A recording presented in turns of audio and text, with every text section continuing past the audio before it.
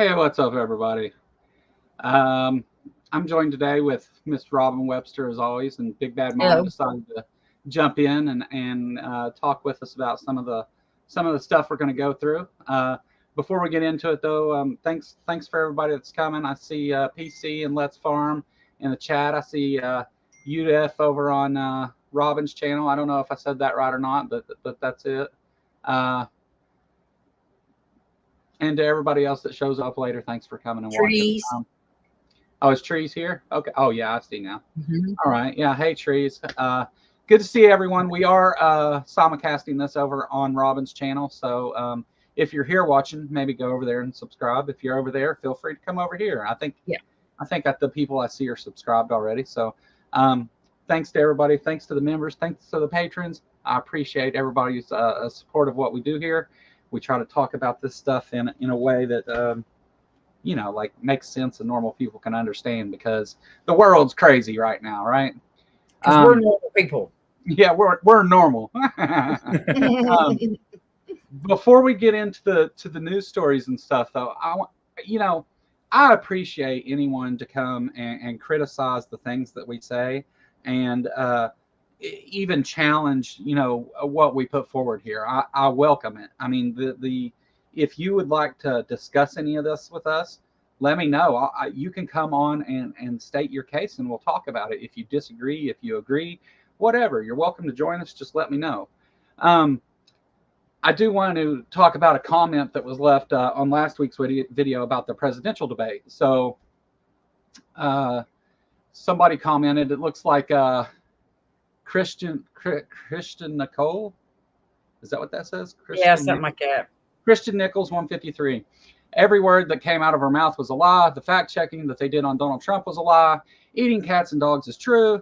The abortion all the way up to birth is true. Everything that they I don't know. They lied about. Get your facts before you start putting it on YouTube. You're lying. And if you really see what she sees about most people, I don't know what any of that means. It's not even horrible for this country. It's not even in English. Hardly. Yeah. It seems like it's maybe translated. I gave it a big thumbs down for calling me a liar, but you're welcome to that. I mean, I would suggest, though, if you're going to post comments like this, maybe support it with something like, say, hey, here's a link that says you're wrong, or give me any reason, because from what we see, we kind of stand by what we said about those things. And his whole argument was nuh-uh. Yeah, we're going to get in. Let's just go ahead and start there. We'll get into the thing with the cats and dogs first. If my phone will quit going off. You hurt my feelings. That's what he said. And yeah, when you say everything's a lie, you know there's no substance to it. Every word that came out of her mouth was a lie. Provide some evidence to back up your statements. Abortion stuff's true. The cats and dogs are true. And then I couldn't even read the rest of it. All the fact checking was wrong. I mean, yeah, that person isn't believable. Well, no. let's that's it. That was his whole argument. Nuh-uh. Yeah. No, I agree. Yeah. Let's and Robin and I both commented back, and I in fact invited them to come on the show. Let's take a look at what JD Vance has to say about this exact topic, though. Just once and for all, you again started this in part by saying that, at which Donald Trump repeated on the debate stage, that, and he didn't say anything about the policies that you're talking about. He just said Haitians are eating dogs and cats. Can you affirmatively say now that that is a rumor that has no basis with evidence? Dana, the evidence is the first-hand account of my constituents who are telling me that this happened. And by the way, I've been trying to talk about the problems in Springfield for months, and the American media ignored it. There was a congressional hearing just last week of angel moms who lost children because Kamala Harris let criminal migrants. All right, so I messed up a little bit and didn't load that video the right way. But first of all, he said this is a what's an angel mom? Huh? What's an angel mom? Angel mom. What's he? Oh, isn't that what he said? I didn't hear that. Okay. 1 second. Let me put up this video file the right way. Dana looks just scared to death. Like her face looks like she's terror stricken. Well, It's like, please don't say nothing stupid. Please don't say nothing stupid. That's what she So looks like. an angel mom is a mother whose child was killed by an undocumented immigrant. Oh. Just once and for all. All right. So he says here that it's a firsthand account, though. And this all started from a Facebook post that he seen that was talking about somebody's neighbor's brother's mom's girlfriend's son or something. And nothing of this was ever firsthand. His constituents were not reporting this. Nobody had said anything until he made the accusation about it, which Trump picked up and said on the debate stage. There's been no reports of anybody eating cats and dogs. There was 2 reports saying that people were stealing geese out of a pond or something, and the sheriff says that both of those were completely unsubstantiated and unsupported, and they were just claims. So he's full of shit. And there was a woman who was. Go ahead, Robin. I don't care if they eat geese. I mean, geese are wild animals. Yeah. You know what I mean? And people keep. I mean, as far as I know, people goose hunt out west all the time. Lots of people eat them for Christmas every year. There's like the Christmas goose is a thing, right? And isn't that eating the goose? They ought not be going and like shoot, like on somebody's pond, shooting somebody's geese that are on their pond.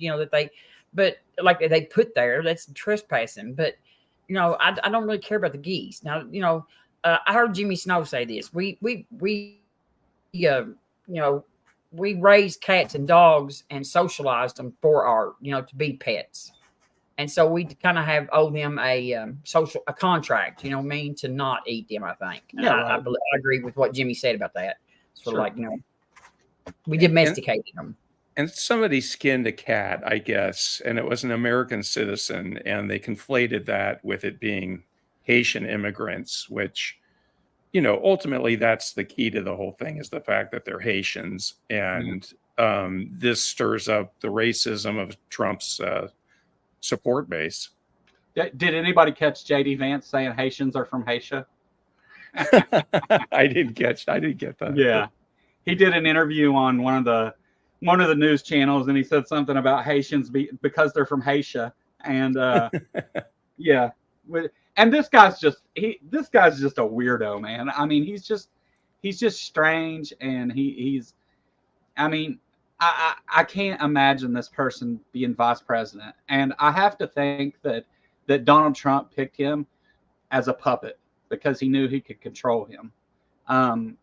Because this guy's an idiot. I mean, and I know that's, not nice or whatever, but come on. I mean, this when you compare what he's saying to reality, it's awful. And there's been consequences to this, right?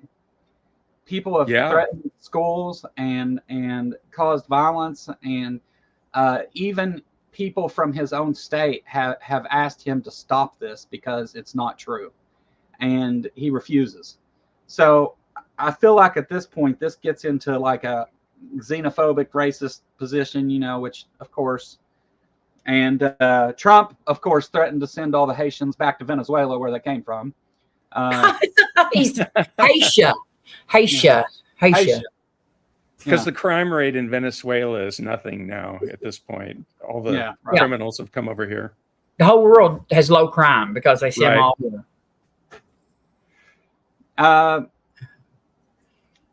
They're all. I mean, there's a lot of that.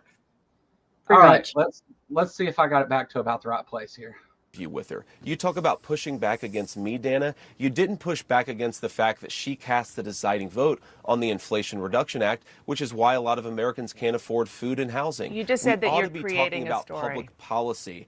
That's the dumbest statement right there. Whataboutism. Yeah. And also not even the case. That wasn't the main factor in inflation. He's not an idiot, though. He graduated from Harvard. He's a grifter and an actor and a... Yeah. I mean, he hated Trump before he joined him. He called him Hitler. Yeah. So he's just... anytime... And we've got other clips where he talks. We're going to see a lot of JD Vance today, unfortunately. But I have a feeling Trump won't live long if he gets elected. well, gosh, that would be awful. Well, this would be president, though. Yeah, it would be Mm. awful, actually. He's worse, I think, because he's smart. I'd have to think about that. You got to keep him off the furniture. Okay, he's smart, and he has not. He Sorry, you has just a said- plan. Yeah. Well, it's Yeah. not, I don't know if he's smart or not, but I guess I should take that back. All right. I think we're getting to the That you're part creating the story. What's that, Dana? You just said that this is a story. To But it- moms who lost children because Kamala Harris let criminal migrants into this country who then murdered their children. The American media totally ignored this stuff until Donald Trump and I started talking about cat memes. If I have to, But it if wasn't I have just a to meme, sir. create stories so that the American media actually pays attention to the suffering of Good the eyes. American people, then that's what I'm going to do, Dana, because you guys are completely letting Kamala Harris coast. You had one. She's completely horrified, and I would be too. She's like this dumbass. Created Yeah, the like- story. Yeah. Holy Yeah. shit. He just said he made it up. Like he knows that it's not true, but he pushed it just to bait the media. Yeah, Like- she's like, you just say you made it up. Is what she says. Yeah, because you would say I'm relating the story to you. You wouldn't say I'm creating the story. And so Right. that was a major admission there from him. Yeah. And this has been Donald Trump's thing all along. It's all a Yes. distraction, honestly. Yeah. Because Trump is from television, right? And in television, ratings are king. And Trump has been published many times talking about ratings are all that matter. So there's no such thing as bad publicity in his view. So if he's saying crazy shit about cats and dogs and people are talking about it, that's a good thing to Trump. Yeah. Because It's got statistically, a number everybody. of those people will believe it's true. Yeah, and this got everybody to stop talking about his shitty debate performance. Right, right. That's true, but Although- it's not winning him any new converts, I don't think, who are independent voters, these kinds of stories. I mean, No. What it is I think there's like it's like you've got a pool, and it's got a bunch of little holes all over. You know what I mean? All in it that are coming like popping open, and they're running around trying to stick their fingers in it or stick, put a Band-Aid on it. And every time they plug this hole starts shooting out, and it's just getting. But that's all the only thing they've got. The only way they know to deal with it is just to put their fingers over the hose and try to. Yeah. And it just keeps on about sprouting more holes. But Well, he also invokes policy here, but I mean, if he wants to talk about policy, and his argument is these people coming across the border because of Kamala Harris, and talks about the bill that she signed a long time ago when she was in the Senate. it didn't have anything to do with border. No. But there was a bill for the border, right? Yeah, And Yeah. Trump didn't want it because look at where we're at. This is what his whole campaign has been about. This is why he didn't want that bill signed. he made the Because- phone calls to not get it signed to the Right. members of Congress. he's shutting Right. down our government right now too. Actually, Yeah. right now they're voting, or they may be done voting on the spending bill, Because and not one won't let 'em single sneak in. Republican had voted for it while ago when I was on there. Yeah, Because- because they won't let them sneak in Right. their extra stuff. Well, Trump told them to shut the government down over it for it. So Yeah. But yeah, he wants chaos as much as possible, and as we're coming up on an election, I mean, October's gonna be rough. yeah. Yeah. As we're coming up on an election, though, the Trump wants to create as much chaos as possible so he can play off that. Yep. And because when you look at where the polls are right now, even with these major things, sure, Kamala Harris has moved up a few points. She has the biggest lead that any candidate has had, during the polling of this election so far. But it hasn't really. That's only by a few points. When something like as crazy as this comes out, you would expect to see a big difference. But people are standing their ground, and they're just split on this. And all this does is encourage more chaos and unfortunately, it's caused a lot of violence and other things in Springfield. I mean, people are numb Bomb to this threats at kind of school. stuff at this point. I mean, the craziness that Trump has put us through in the past, we're numb. Every day there was something crazy going on when he was president. And so when you hear something crazy like this, it's just kind of par for the course. Right. Just go. And, I want to hear her reaction. I love it when she said, when she finally, she just like dumbfounded when he goes.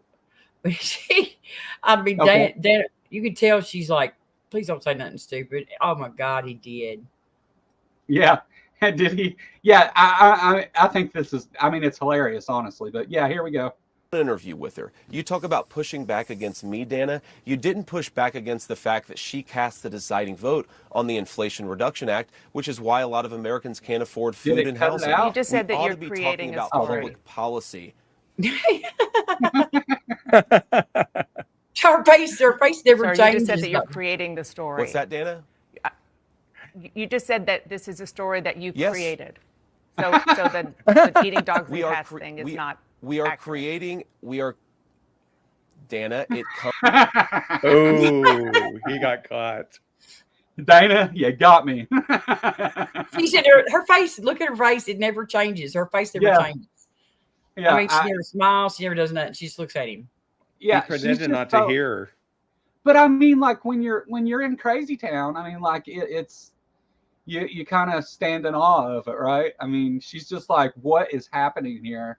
This is the candidate for vice president of the United States, admitting that they're creating stories that have resulted in bomb threats to schools and violence against immigrants. Yeah, she's and thinking, by the I way- could be covering Israel right now. I could be. Yeah.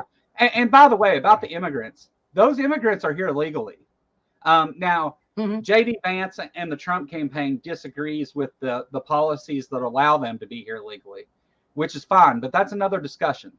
But to say that they're here outside of the law is just not true. They're here. Yeah, and they're the legally. law. They're the law. That's the law. And Yeah. you know, I mean, and yeah, whether they disagree with it or not, they could have changed the law if they'd wanted to, but they decided not to. So Well, I love let's- that look. I love that look on both their faces. Yeah. Well, let's use that to let's just pivot right over to the law. I just like how she never, like her face never changes. She just did circle. So this was published by what the who was this? New York Times. Yeah, this is New York Times. Chief Justice Roberts pushed for a quick immunity ruling in Trump's favor. A report, and you go on to read the article, and I'm going to kind of skip around through this, but John Roberts Jr. used his position as U.S. Supreme Court Chief Justice to urge colleagues to rule quickly and in favor of Donald Trump ahead of the decision that granted him and other presidents immunity for official acts, according to the New York Times investigation published Sunday. Down at the bottom, it talks more about the memo. It says, in the leaked memo, the Times reported that he criticized a lower court decision that allowed the case to move forward. He argued to the other justices that Trump was protected by presidential immunity. He reportedly said that the Supreme Court ought to hear the case and grant Trump greater protection from prosecution. I mean, these Supreme Court justices actually think that Biden is politically prosecuting Trump the way they act. Alito and they know that's not true. But do they? I mean, I really don't think Alito is in touch with reality at all. I think If they don't, they screwed. have no place to be Supreme Court justices, because I You know, mean, and what's his name's been married to Jenny Thomas for all these years. He's got to be a nut. They're on the You know what I mean? take. They're all on the take. yeah, I know, exactly. but they really act like I really feel like they think this stuff is true, though. I really do. I mean, like John Roberts, I would have thought that I wouldn't have thought he did, but I really think that Alito. I don't believe Alito does. I mean, I've listened to his speech at Notre Dame over the religious stuff and everything. He is so far out of reality that it is just mind blowing how delusional It's not so. Look, we have the legislature. the legislative branch that makes the laws, and the executive branch signs the laws, signs them into law, right? Signs the bill and makes make the law. sure that they're executed like they're as they're Right. supposed And the to be. Supreme Court, their job is to interpret the law, right? Not to change the law or make the law or anything else. It's to interpret what the laws mean. So what Chief Justice Roberts is pushing here would be one thing if he said, hey, I think this immunity stands or whatever. But his words were he wanted to do it to protect Trump from prosecution, and that's kind of a problem. And the aides and stuff in the Supreme Court who usually keep this stuff under wraps, are leaking this because of the extreme positions that the Supreme Court justices are taking, and it's crazy. This is like, if we don't have faith in our Supreme Court, what power do they have to interpret the law? I mean, because the Supreme Court, it's very much based on if America trusts them to do it, and with all of the corruption and the things they're doing, they're eroding that very quickly. Yeah, they're becoming pawns of the executive branch, and this in particular is very disturbing because it affects the January 6th indictments against Trump. I guess there's 4 charges, and it seems like that's why they did this in particular, was I think for that particular case. But well, I mean, somebody spent billions of dollars to get them on the court. I mean, Senator Whitehouse, I went through all that stuff. The Koch brothers and the Heritage Foundation and all that stuff right there. Leonard Leo and all them. They, there was a well-funded, great, just massive, system to get all them in place. And they don't want to lose that supermajority right now. And I don't doubt that probably Thomas, all the stuff that's come to light on Thomas. I mean, he may actually be guilty of tax fraud. Depending on whether he actually reported like that motorhome and stuff on his taxes.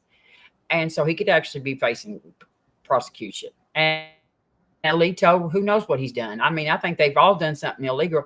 Robert's wife was kind of in trouble there for a little while, or kind of under question for stuff. With those flags and stuff. And but Robert's wife was like, she was like something about attorneys. She was overseeing some group. Yeah. And then Alito's wife is just a nut, the one that had the flags. But they didn't really break any law on that. But the thing about it is they're probably covering up for something that did break the law, Yeah. And Thomas is just a criminal. Yes. And his wife is a lunatic, Right. And she's a traitor, basically, as far as I'm concerned. But he may be guilty of tax fraud and, just all kinds of stuff. It's just, we don't even know what they've probably done. I can't believe they were eating cats and dogs too, by the way, just so I put that out there. Every confession or every accusation is a confession with them. So we need to start watching, because they are eating cats and dogs. Somebody is. Or they would never ever come up. That would never come to their mind. They always do. They accuse everybody of what they're doing. So wash your pants around the Republicans. Well, yeah, that's true. The Supreme Court, though, they have no set of ethics that they follow, and these people, though, were honorable people all through history, and a lot of important, great decisions made by the Supreme Court that influenced American society a lot. And now we have, though, a Supreme Court that does the bidding of one man. And well, it ain't really about Trump, though. This ain't about Trump. That's what he said it was about. It's about Jesus. Yeah, I know, but they want Trump to win. But it's not about Trump. It's about the Republican Party. He's a pawn in that little scheme too. Yeah, what I mean? And actually, he probably is. They probably have regretted the day that they chose to use him as the person to get him there, because he has like if you could have just got anybody with any sense at all, they would have their life would have been so much easier for the last few years. Yeah. I mean, they're religious zealots first Yeah. and foremost, even before they're actual judges or Yeah. have any sort of patriotism toward the country. First thing is their, you know, religious extremism. And how many of them are Catholic? Seven Catholic extremists, basically. Are there Well, seven? Sotomayor is a Catholic, but she's one of the liberal justices. But there's Yeah. 7 Catholics on the Supreme Court. Justice Jackson is a Baptist, and Justice Kagan is a Jew. So that's their religious beliefs. Yeah, we need some atheists on this court. I'd take a Methodist or something. Or I in my mind, the evangelicals, like my parents, whatever, didn't think this all the way through when they decided to elect 7 Catholics.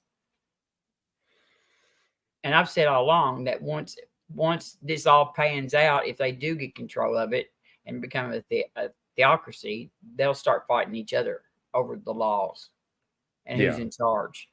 And I mean, was the reason for the Catholics for the abortion issue more than likely because, you know, Catholics are, yeah. But I mean, you know, but they're just, I mean, they're just, I don't know. It just drives me crazy. I've been screaming about it for forever because I ran it. I got hooked up watching Senator Whitehouse years ago. I've read both his books and everything, and he's been jumping up and down over this stuff forever, and nobody was listening. The Called Examiner says she's mad at how many people have no idea what Project 2025 is. Yeah. I have my sign up. I have a flag, like a garden flag, hanging on the side of my house. Yeah, we did a video going through a whole lot of that. And I mean, maybe we need to do it again. I don't know. But what is wokeness? And she mentioned it in the debate, which I thought was good a couple times, I think, about Project 2025. Yeah, and really though, Trump isn't like big on Project 2025. You know what I mean? But he would let them do whatever they want to do. But JD is. JD wrote a foreword of the book for the guy that wrote Project 2025. He's good friends with him. Trump would do certainly parts of it, including lowering the corporate tax rate once again, which is part of Project 2025. Sign here, Mr. President. Yeah. You can go play golf, and that's all he's going to be worried about. Right. Here's a couple of cheeseburgers. Go ahead and sign this right here.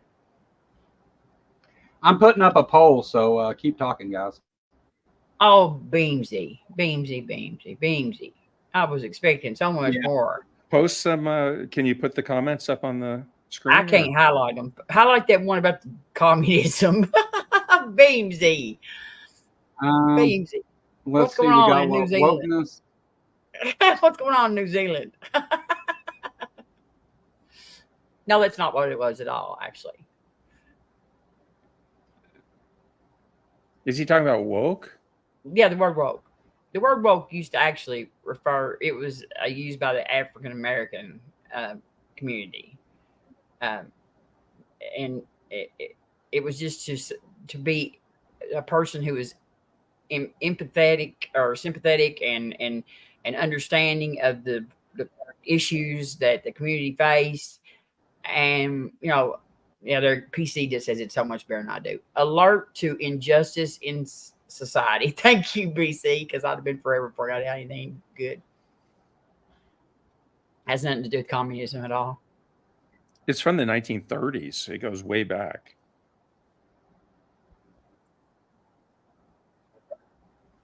You don't get a cookie for that one, Beamsy. Sorry. Yeah, that wasn't the best take, was it? Well, I mean, he is from New Zealand. We can't expect him to know too much about what's going on over here. We got all kinds of people that live here that don't know what the fuck's going on. So, I mean,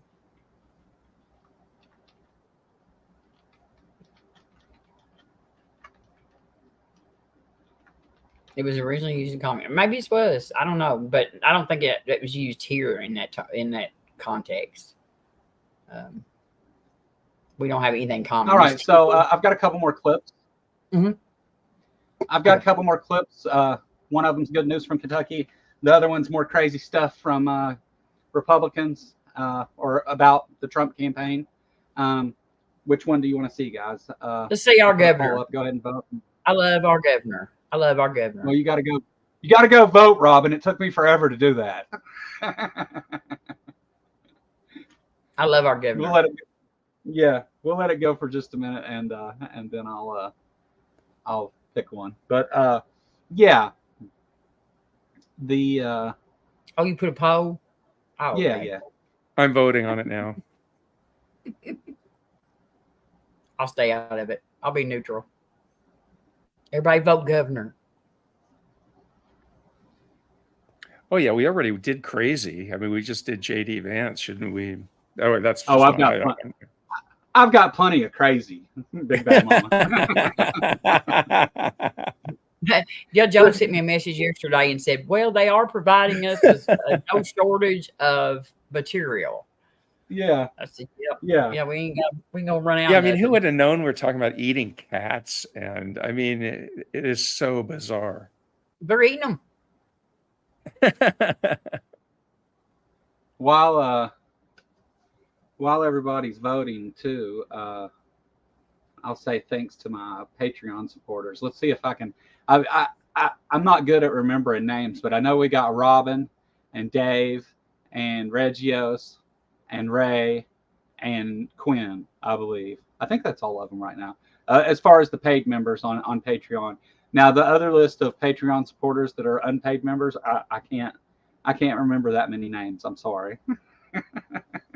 Deviant Outcasts. Deviant, I have Rock and Robin. Tweet, tweet, tweet. You know that song? That's it right there. That and Convoy.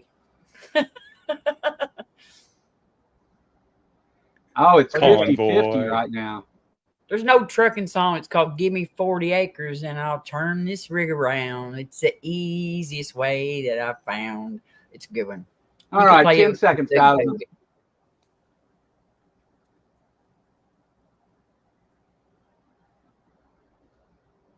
All right, poll's over. It was almost 50-50. It went 45-55 for the governor, Robin. You win.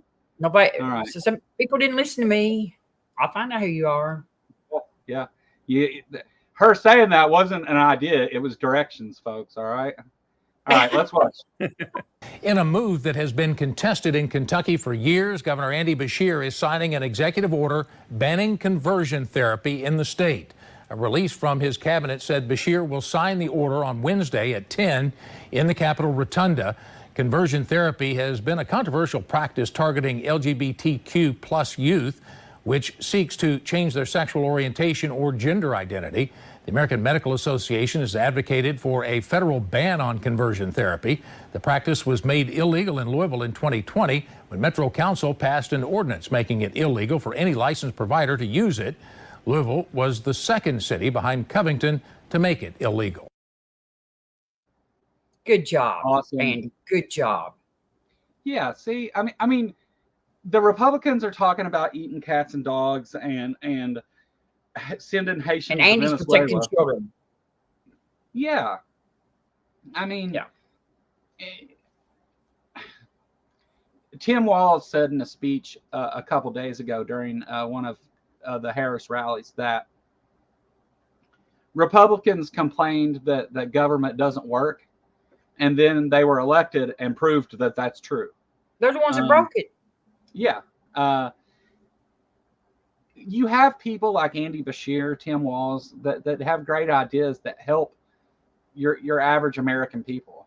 And then you have the Republican Party that wants to benefit everything to billionaires. And Trump has been promising a lot of tax cuts and stuff that just, I mean, it sounds good ideally to not tax, overtime and waitresses and to cut people's insurance bills in half and all the stuff he's promising, but there's consequences to just doing stuff like that. Because if you're going to take, like with insurance, if you're going to take and cut insurance in half, those insurance companies aren't going to just do that. So that it's going to have to be subsidized by the government.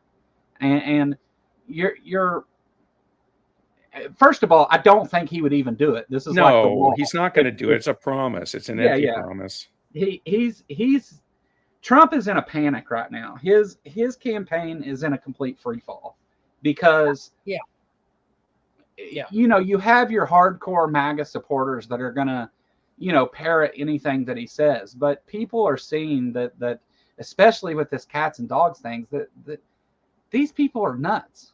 They're either nuts or they're so corrupt in what they're trying to do that it's a distraction so that they can, you know, overthrow democracy. I mean, it's crazy, but good job on Andy Bashir. I mean, yes, I'm proud of Andy. Yeah, I mean, here do you remember is. Bevan? I mean, Yeah. remember Bevan? Think about how what COVID would have been like under Bevan. I mean, Right. this man told teachers in Kentucky that they stayed home on strike and that probably children got sexually assaulted that day because of them. That's what he told our teachers, which is why he was not governor again. Because every teacher Wow. in the state voted for him, even he got blasted.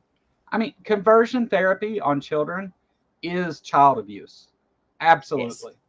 I mean, our medical system is supposed to be on. What have I got in my beard? It's ignorant, just like demon possession removal or something. You know what I mean?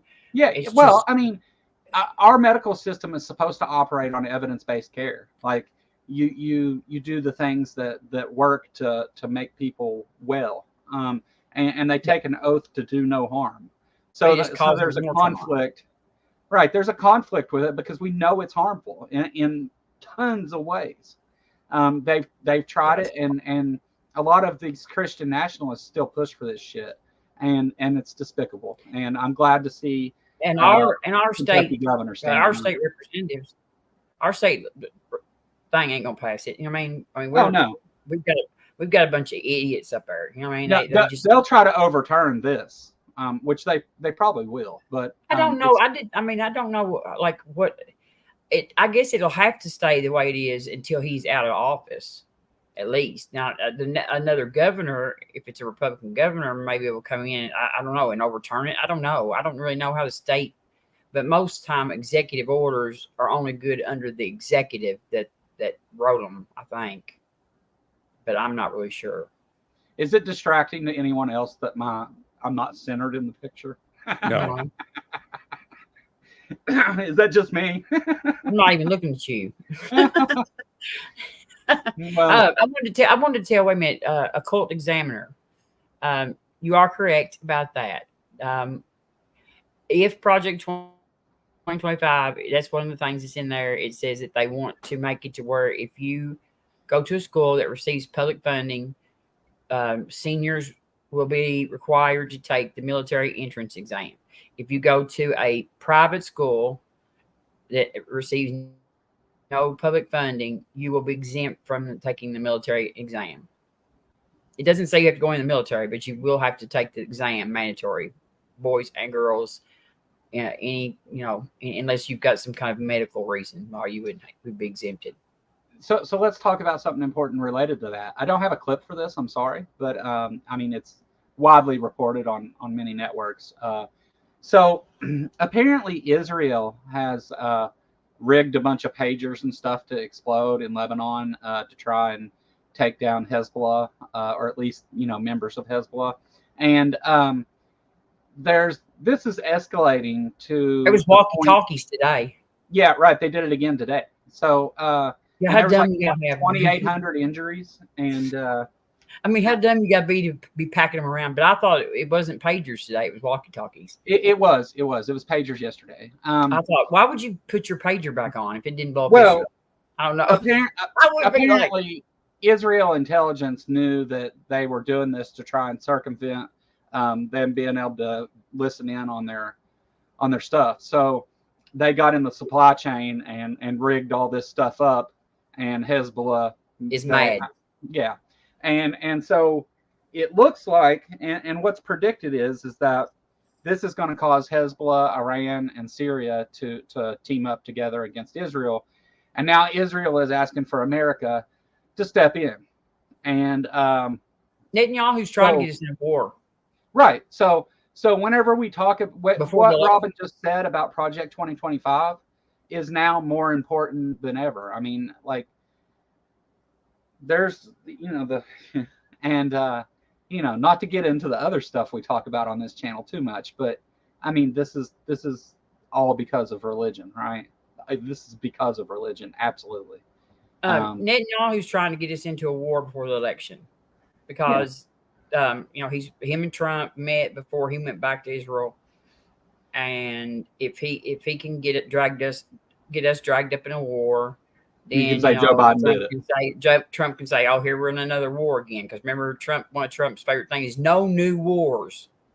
Yeah, he's went on and on about how Joe Biden's going to get us into World War III and all this stuff. And I mean, if you write love letters to dictators, you don't get in wars. Yeah, that's what I was going to say. Is their fear tactic, their fear speech is getting more and more extreme. And you heard in the debate with Trump threatening World War III and, even the border stuff. They're all rapists and murderers. And it's getting really dangerous. At least he figured out we're on 3, because there was a time when he was saying World War II. And since he obviously didn't, I heard one of the military leaders the other day that was talking about him, and he said that he actually asked him when they went to, it was Mark Kelly, and he said that when they went to was going to go over there in France to those graves, he said that Trump actually asked him on the plane on the way over there, who were we, the good guys or the bad guys in World War II? And Kelly said he told him, he said, "Mr. President, here's a good piece of advice. Anytime that there's a war, whatever side we were on, that was the good side." Yeah, no. He had to tell him that. He said, just always go ahead and assume that we were on the good side. The military has to give the president political advice. Wow. But I mean, he didn't know who, he didn't even know who was on it, but he wanted to know if we were on the good side or bad side. He said, always assume when you're talking to the public that we were on the good side. I thought that was so George Washington was protecting the airports, remember? Yeah. Yes, they took over the airports. Yes, they did. I love that. Yeah, I love that. And I mean, awesome. It's mind blowing that this is the guy that people want to put in office. And I understand. I do understand that it's not really about Trump. It's about the Republican Party and the religious right, and it's about Christians being able to, Christian I don't know what it is. Cults being able to run free and do as they please. I think the people behind it, they're using Christianity as the tool. Oh, sure. Sure. Yeah, right. They're controlling Christians. Yeah. It really doesn't even amount to Christianity. It amounts to rich people who want to rule the world. They want to be, they want us. They don't want to share nothing. They want everything to be theirs, and they're going to hoard it and keep it away from us and keep us, and that's just the way they want it. And they use religion, like I always have through history, as a tool to control the masses. Well, let's look at it from a sociology perspective. So we have groups in America, and one of those groups would be Christians, and they make up a majority of Americans, right? Everybody agrees with that. It's by quite a margin. So if you're a soulless political candidate with no morals, what do you do then? You want to exploit whatever the biggest social group is and say you'll give them anything they want as long as they vote for you. And that's what Trump's tried to do, in my opinion. But Joe, you said it's not really about Trump, and I would have to push back a little bit. I think there is a cult of personality behind Trump that has driven the party to the right. But those people are not the ones with the money. No. Actually, I agree with you, Big Bad Mama, and I would actually revise that and say that MAGA, a big portion of MAGA, is absolutely dedicated to Donald Trump and maybe even obsessed with him in a cult-like manner. And Yes. you're right. They have, because Donald Trump is the leading candidate and all they're worried about is staying in power, they've driven the rest of the right further right. But they are not the brains behind this organism. Oh, no. No, that's a No. They are The big definitely money. not. They are definitely not the brains in this deal. I mean, they're the Yeah. ones that bought the dog Trump- and cat story, and Trump's they're the not ones playing that- 4D chess. They're just right there with Trump on the same. Trump's the mentality. pigeon. Yeah, and Trump seems smart to them. That's Yeah, what they, I mean.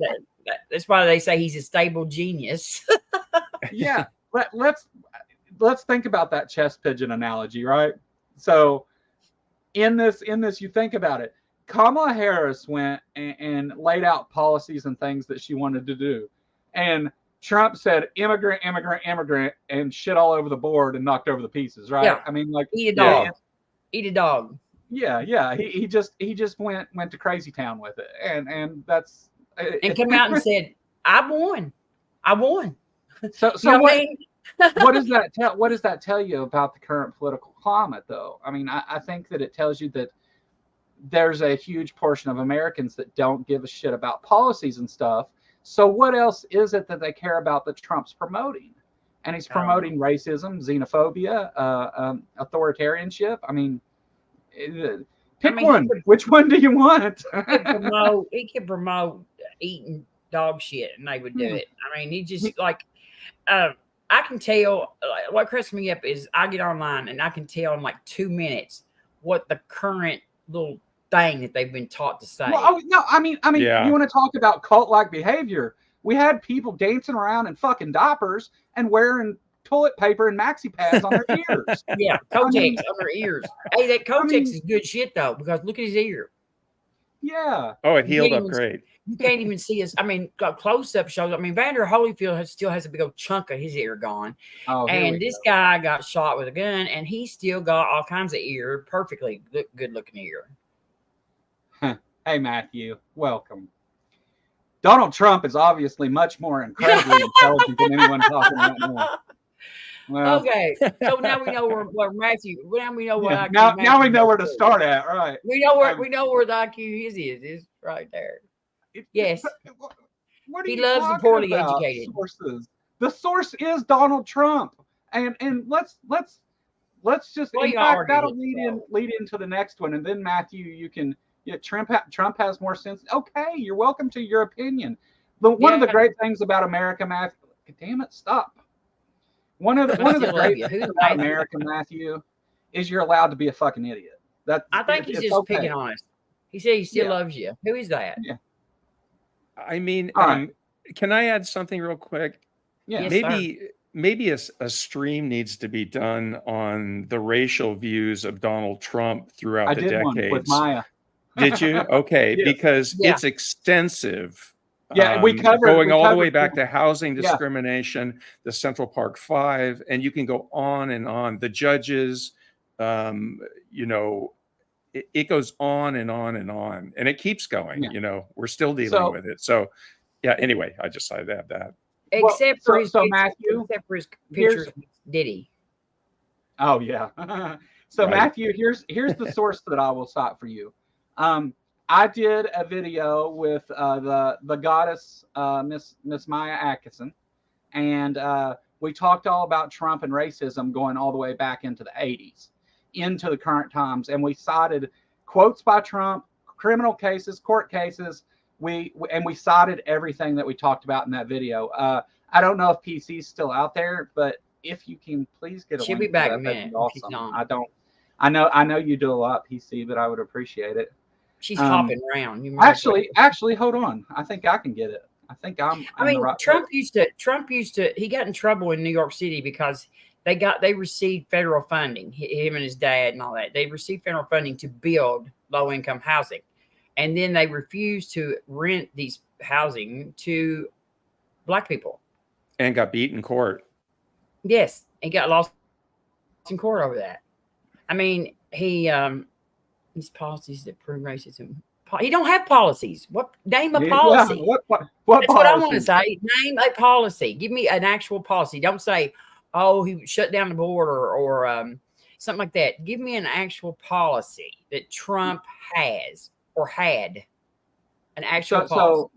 So Matthew, I posted a link in the chat there, and that is to a video where we saw that Trump is in fact a racist asshole for over an hour, and we saw all the sources and everything for that. So feel free to go look at that, and if you'd like to talk about it, Matthew, you're welcome to come talk about it sometime. I won't be mean to you, I promise. I might a little bit, but not much. It won't hurt.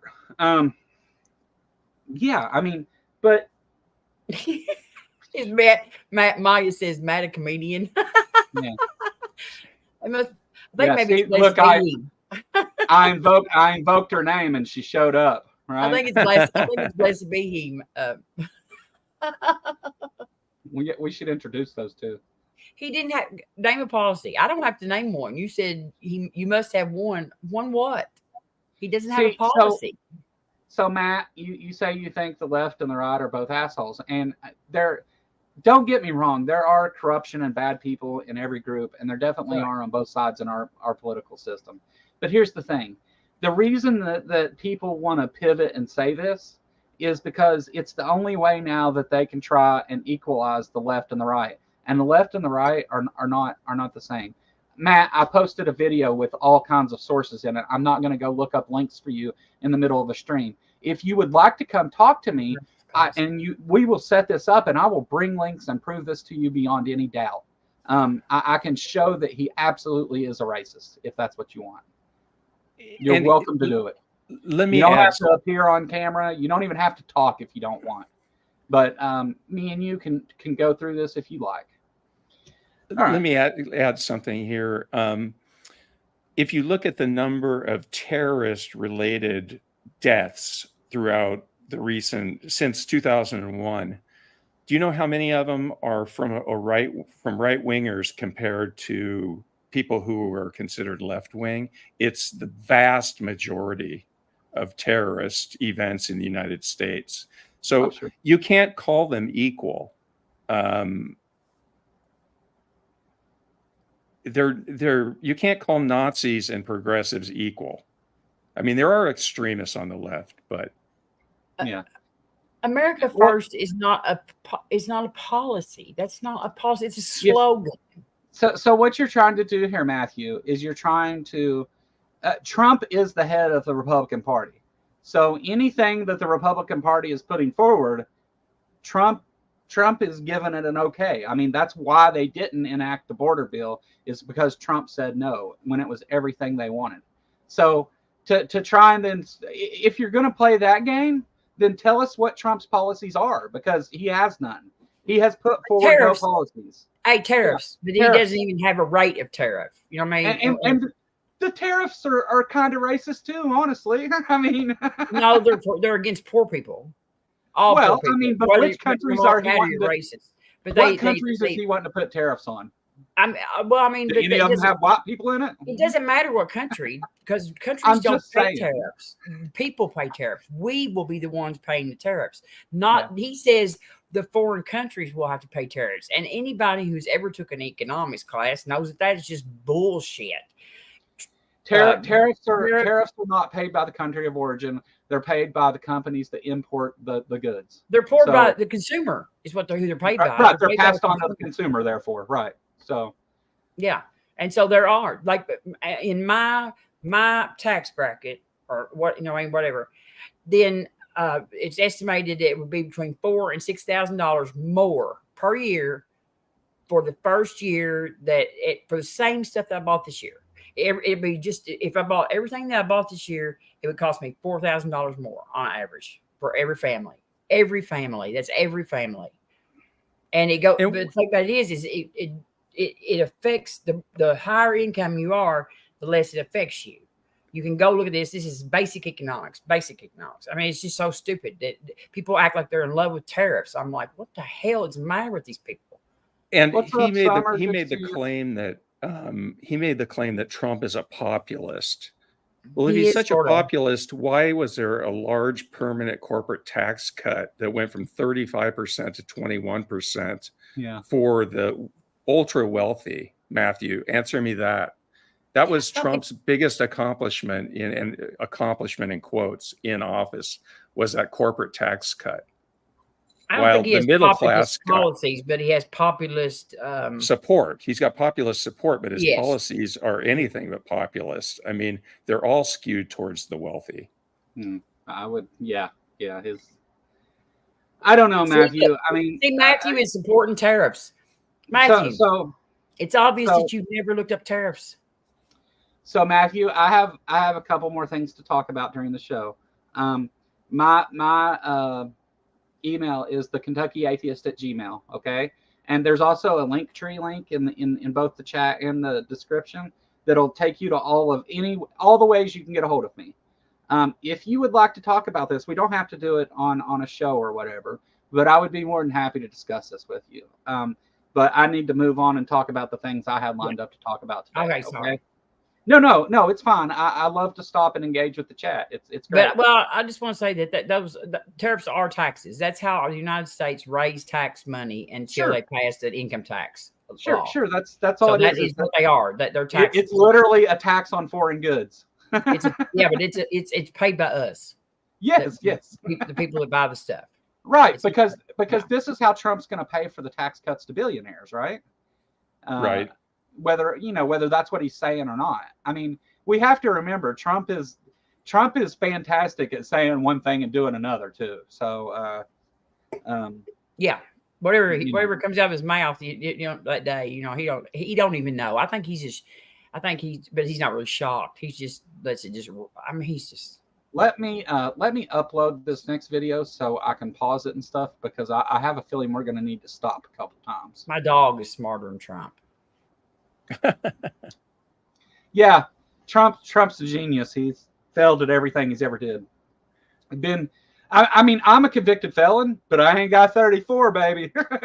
Because one side is not a democracy and trying to take away everybody's rights and trying to. The White House will install smell religion. like Oh God, Laura Loomer, my God.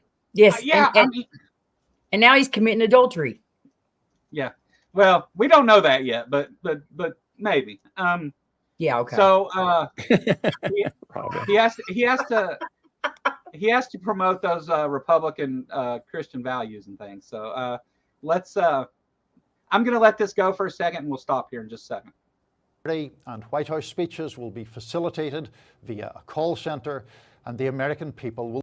All right, I cut that off. So hold on. Let me start from the beginning. If Kamala Harris wins, the White House will smell like curry, and White House speeches will be facilitated via call center, and the American people will only be able to convey their feedback through a customer satisfaction survey at the end of the call that nobody will understand. Okay. Here's what I don't get. Why do we keep feedback? Yeah. Why do they keep pointing out the racist parts of these things? Because obviously his people do not give a shit how racist. We're getting there. You're getting ahead of me, Robin. We're getting there. I know, but it just blows my mind. It's like every time that somebody says something racist, they freak out, and then nobody cares. Yeah. All right. So through a customer satisfaction survey at the end of the call that nobody will understand. Republican Marjorie Taylor Greene, who used to be friends with Loomer, responded on X, writing, quote, "This is appalling and extremely racist. It does not represent who we are as Republicans or MAGA. This does not represent President Trump. This type of behavior should not be tolerated ever." That was not on my bingo card. Yeah. Somebody's jealous of Laura Loomer. No doubt. She's changing Trump's diaper. I mean, we have video of her like grabbing the crotch of his cardboard cutout and stuff, right? I mean, no, I know, but Loomer's changing his diaper and MTG's mad. Yeah. Well, I mean, there are reports from inside his circle that that's kind of a thing. Oh, she's scary too. Couple problems here. Laura Loomer is a nut job, first of all, and I think that most people would agree. Trump even says he doesn't agree with her statement, and Marjorie Taylor Greene doesn't agree either. And we'll get to her in a second. But here's the thing: when you know, when somebody says like, "Hey, I like cheeseburgers," and you're like, "No, I want pizza," like that's you disagree and say, "No, I don't like that," or whatever. When someone is being a complete fucking racist nut job, you don't just say, "I don't agree with those," and then hang out with them and fly all over the country with them.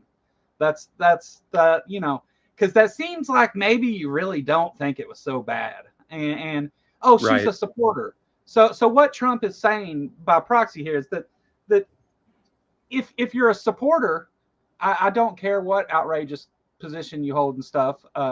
You know, you're welcome to it as long as you're supporting me. And Yeah. he said this before. He doesn't care as long as they vote. She must be pretty good because MTG's definitely probably hotter than her. Well, I mean, you And know, MTG could like double as the MTG could double as a bodyguard. You know what I mean? 'Cause there's she a can, reason like, crazy bench- bitches are so popular, Robin. She can like bench press. Yeah, crazy. Yeah, I know. I'm a Bobert fan. The only thing men like better than bitches is crazy bitches. That's what I've always said. No doubt, no doubt, no doubt. You're a Bobert fan. Listen to you. I mean, she is built good. She's strong as an ox, you know, but I mean, she's dumb as a rock too. So and I mean, you know, if you're looking for, never mind, I ain't gonna say all that. better looking than Luma or whatever. It was really funny too. It was a really good joke. In fact, I may write that down. But Laura looks like her face is like a padded up love seat. Well, she can't move any She's had muscles so in her much face Botox. anymore. Yeah. Yeah, she's had too much Botox in there. She's like really weird looking. Do you think she yells racist slurs in the sack? Yeah, that's probably what it is. I doubt that Trump. I'll leave it there. I really couldn't doubt that Trump is getting much anyway. You know what I mean? Because I mean, he probably, you know, shit. Come on. He's 78, These Joe. people are obsessed with him. He's 78 though. It doesn't He can't matter. get it up anymore. Give me a It break. doesn't matter. No, It doesn't matter. I mean, Stormy said she didn't even know when it was in there. So he had a porn star spanking him with a magazine with his own fucking picture on it. well, that's I mean, not, like, What? no, this isn't. Yeah, What like, did you just say? big. he had Mama, a you porn didn't know star that? spanking him with a Forbes magazine that had his picture on the front of it. I mean, like, Yeah. I mean, so That's why I said yeah. the last time he got a spanking like Kamala gave him in the election, Stormy was involved. I agree with Matthew on this one. Trump probably gets it 4 times a day. I mean, Trump probably has a whole coven of concubines. Like, Oh my God, y'all really think that dumbass that old jerk? I mean, you think that guy is really can get? they're have sex 4 times obsessed, a day? Robin. How much- Marjorie Taylor Greene was fondling a cardboard cutout, for fuck's sake. I don't mean, care. like, He would die of a heart attack from all the Viagra they would have to yeah, feed you. I mean, no, but see, Trump's not going to be into normal sex. That's not going to be his thing, right? He's into no Trump's gonna sex, be I into guarantee. some freak, weird, crazy shit, like, you know, He's like into dressing no up like a dog and him pretending to eat it or something. Like, All right. it's Put a poll. Put up a poll. All right. How many times a month does everybody think that Donald Trump has sex? Please ask that poll. Put that in. it Chat. Is that needs to like- be an and/or. And How many times a month does With he a have sex? person? You can include yes, with person. You can include oral sex or whatever kind of sex. Any kind of where somebody has an orgasm, either him or her or both or none or whatever. But but I put up a sex, poll a that sexual says, "Is encounter." Trump getting it?" It says, "Is Trump getting Yeah, it?" it's I just just put it like Who that. thinks more than once? How many times a month or whatever? Or was he getting it? Let's Dude, say Trump, more than like, 3 times a month. He's a cult leader. It's how they work. That don't mean that makes it Shit. his shit work. Please. His cult followers still view him as if he's in his prime. You know? Yeah, they said he was the fucking Messiah. You think they're not gonna blow him if he says so? Shit. That doesn't matter. I'm telling you, I dated a guy that was damn near this old before myself. And I'm telling you that he was a regular person that he ate like vitamins and shit to try to stay caught up. And it ain't happening like that. You know what I mean? It's just, and he wanted it to, but it ain't happening like that. So I'm sorry. I don't believe it. That's anecdotal. He's in his dreams. In his dreams. So I see some arguing in the chat about jokes. Okay. Let's not talk about that right now, because that's going to go down a whole big rabbit hole. But calm down, everybody. Calm down. We're just having some fun. Okay? We're having fun. Yeah. It's, you know. I didn't tell no jokes, did I? This isn't an actual news show. The intro is just a joke. It's you know. So here's the thing with jokes, guys. There was a time not too long ago when comedians and things told jokes at the expense of others. But normally those jokes were laughing with those other people, right? They were telling jokes about people that were there and you know, ribbing them and having a good time with it. Now, at some point, Dave Chappelle maybe, or maybe the Seinfeld guy, those jokes started not talking to the people that were there. They started talking about people.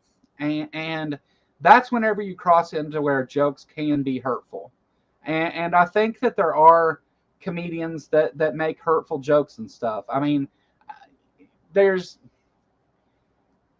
it's not right to continue doing it, especially once you know that it's actually hurting people and things. So there has to be a line somewhere, right? I'm not one to like suppress comedians. I think that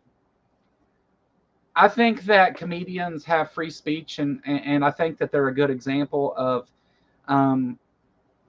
the way that our free speech system can be used to entertain people and things.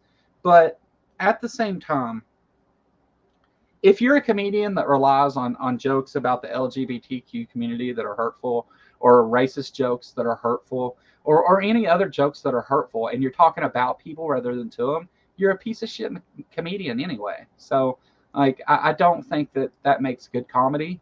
And if you like to listen to those things, that's your choice. But it says more about you than anything else. I used to think. Well put. When I was younger, I used to love to listen to things from music from Johnny Reb, which is one of the most racist things you could ever hear, or David Allan Coe. I used to listen to all that stuff when I was younger, and I engaged in a lot of language and things that I probably shouldn't have. But society has changed significantly, and if we don't change with it in order to give everyone, including some of these smaller groups of minorities, the same respect and things that we want from other people, and we make fun of them at their expense and be hurtful, what does that say about our society? Because the society is judged on how it treats the least of its people, not the greatest. And sorry to get biblical on you there, but that's not really where I was pulling that from. But that's it. That's the end of my rant. Well, I mean, I think the Indian thing is more of a stereotype than really necessarily racist. I mean, it's just like stereotyping people. It's, you know. Oh, I don't agree. I thought that was a highly well. racist I mean, it statement. is kind of racist, but I mean, it's just, you know, it's just kind of a stereotype that doesn't fit. You know, it's yeah. But it does. I mean, you know, it's just, I don't know. I mean, talking about the call centers and not being able to understand, that's indicating that those are the jobs that Indian people have, and that was really racist. And that's not the only time she has been racist. Laura Loomer, she's a huge Islamophobe. Yeah, she's an idiot. So, she thinks that she's a Holocaust denier. She's a 9/11 truther, and Trump took her to the 9/11 memorial. Right. How disrespectful. And he's cheating on his wife with her. He's running around all over. Don't tell me that if he's, I don't believe he's having sex with her 4 times a day, Matthew. You have way over. Wait till you get 78 and see if you got 4 times a day. But anyway, he is, you know, he is, you know, she is his, you know, his mistress. I almost bet you she is. And that's, you know, I mean, you know, these people who are supposed to be biblically moral have got a adulterer as a savior. So look, Nitty came in with the comment of the day here. Empathy makes us more successful as a species. Sorry, Yes. it does. That's Nitty, true. send me your email, Nitty. I'm gonna send you a book. Yes, it does. And, love it. Makes us more successful and more peaceful. Yeah. And it raises up everybody's life. It benefits the whole society. Well, I mean, see, the thing of it is it's comedy until the point that it is hurting people, right? Because then it's not funny anymore. Comedy is funny objectively, right? That's supposed to be the thing. Like, even if you don't find the joke funny, which I guess makes it not objectively, but it's not meant to single out somebody that it's not funny to. So if I'm telling a joke and you're laughing at it and it's about somebody, a third person in our group, and it hurts their feelings, then I'm doing it at their expense. And if I'm profiting off of that, then I'm exploiting that person. That's exactly I never liked Andrew Dice Clay. I always wanted to just punch him right in the fucking throat. You know what I mean? I couldn't stand him either. I could not stand him. He's so just vulgar and disgustingly, the way he talks about women and everything. But I'm not going to prevent those guys from doing their comedy. No, I wouldn't. But I wouldn't pay any money to go see his show. You know what I mean?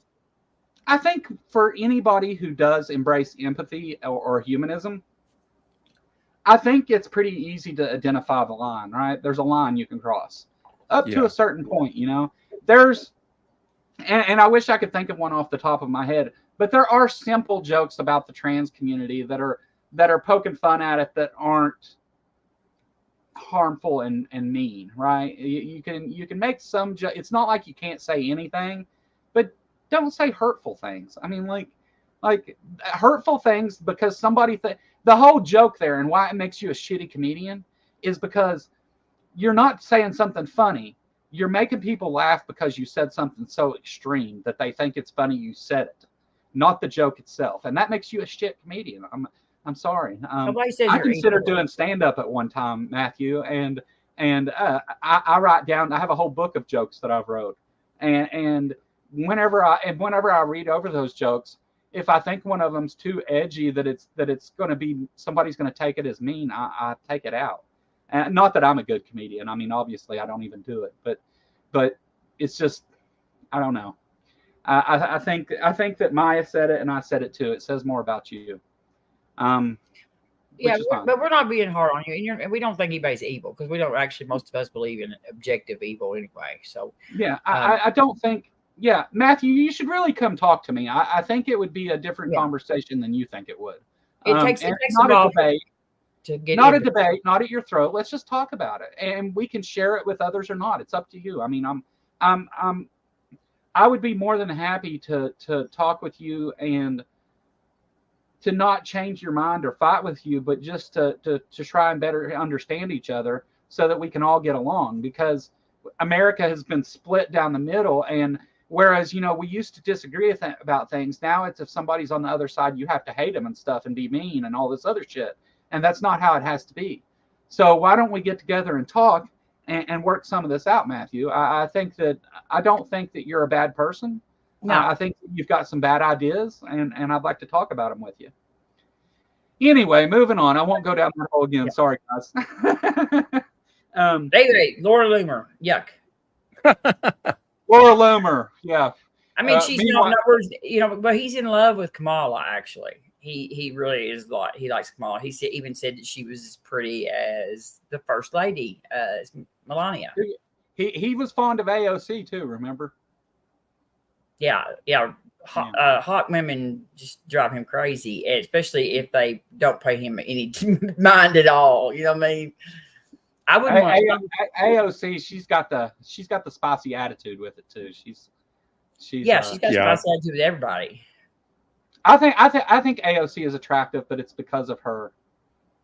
It's because her voice. She's strong. She's a strong woman, right? She doesn't. The Bronx girl.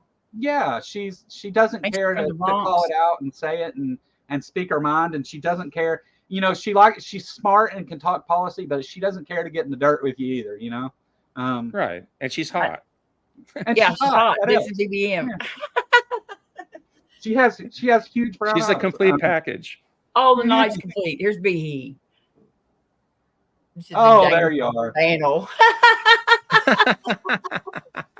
You're in danger, Behe. Where are you being? Danger, Where are you danger. waiting until the show's over before you show up? Behe, That's Matthew. I told you. Behe, I just want you to know, I love you. Yeah. You're I've unblocked you 3 times, blessed be. Like, come on now. You can't say I don't like you. How is this dangerous? We miss you just like a dose of the crabs. I block you and you keep coming back. Well, that's not a good joke either. But What, anyway. my joke? You didn't like my joke? No, You didn't no, like my joke about blessed be he being shooed off and keep coming back. So Laura Loomer is of course a racist, and I comment on a lot of her stuff on Twitter, and she constantly posts conspiracy theory stuff and racist stuff. Well, here we have the pot calling the kettle a racist. Marjorie Taylor Greene comes out and says, this is appalling and extremely racist. It does not represent who we are as Republicans or MAGA, except for it does. It messed up my whole bingo card. All right, right. Marjorie Taylor Greene speaking out against racism. Destroyed my bingo for the week. Maybe there is hope for humanity. But that's all that your opinion is less than ours. Getting on the raffles is very objective. Who's objectifying? I don't know. I'm laughing, Behe. I'm not angry. I said I love you. How is that angry? Hey, your life will be better. You were talking about empathy. You were talking about empathy earlier, Joe. Isn't part of empathy being critical of people as well? Yes.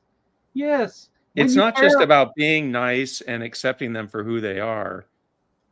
It's pointing out things that you think that maybe they could improve in their lives to be happier people themselves. Uh-oh, Nitty. Big Bad Mama's coming for comment of the day, huh? I already got the book, though. I'm happy. Right. I'm happy. Look how smiley I am. Joe's smiling. We're not angry at all. Like, here's the thing, Behe, and well, do I want to give that away? I don't want to give that away yet. I don't want to say what me and you talked about earlier, Robin. I'm not against you, Behe. I'm not your enemy. I don't. Yeah, I'm not angry. In fact, do you know, coming on YouTube and talking about this stuff and actually seeing like people like Ray Carroll, who started a channel because of what I do, and people who say that the things that I talk about help them. You think I'm angry? This is the happiest I've been in my life doing this. Like, you're just you don't understand what the point is. The point isn't what you think it is. It's not angry. It's not mad. You know, trying to correct people and change ideas isn't because we're angry at those people. It's because we don't want the person who doesn't understand to only be able to hear the voice that is telling lies. There has to be a voice out there countering that, and that's a lot of what I try to do. So, we just wonder why you waited so late to get here. Well, I mean, she's telling the truth right here. You know, me and Maya are probably two of the nicest atheists on the internet. So. I don't disagree. Yeah, I don't disagree. You guys are great. I'm not hardly a goddess though, like Maya, but you know, I'm just the head bitch in charge or something like that. But we just want to know why you were late. Why were you late, Behe? Why were you late? The show has been going on for all this time. Why were you late? Yeah, what's up? I'm gonna get angry now. We would never have made it through you and Matthew at the same time. There's only a couple times I've gotten actually angry while doing this, and Behe, I don't think you were there for any of those. I got angry at Lupin whenever he said racist stuff on a stream on purpose. Yeah. For good reason. And yeah. I mean, there's if you come here and you want to use my platform to do harm to my friends, I'm gonna be a fucking prick to you. I mean, that's just how it is. But if you come here wanting to talk about things or listen or ask questions or get involved in the conversation, I'm all for that. But to sit and just attack me personally because you called people Nazis and I told you to stop and you didn't, so I booted your ass. It isn't really important, you know. Like, you go ahead and do it again. I'll boot you right now. Go for it. And it's not because I'm angry. It's because you deserve it. Maya's not an atheist. That's empathy, giving you what you deserve. Right. Maya's not an atheist, correction. And BS Yeah. said he's the third one. So yes, BS. Yes. Maya's a goddess. She can't be an atheist too. How's that work? You can't be you can't be a deity and an atheist.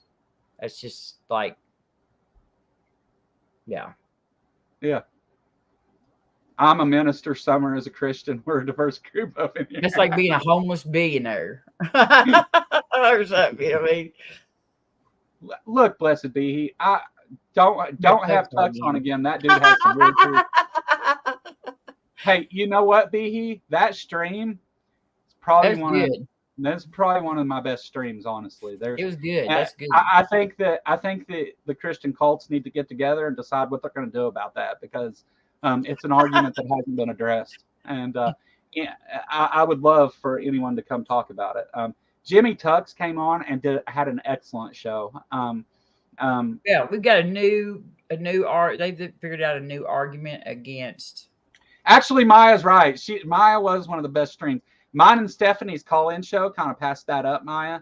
But at the same time, you're one of my favorite guests too. I mean, I have so many friends in this community that I love completely, and you and Robin and Big Bad Mama and Ember and Dave, even Mikey, and all kinds of these people have not only came and had a good time talking with me, but they've pushed back at me when they thought I was wrong.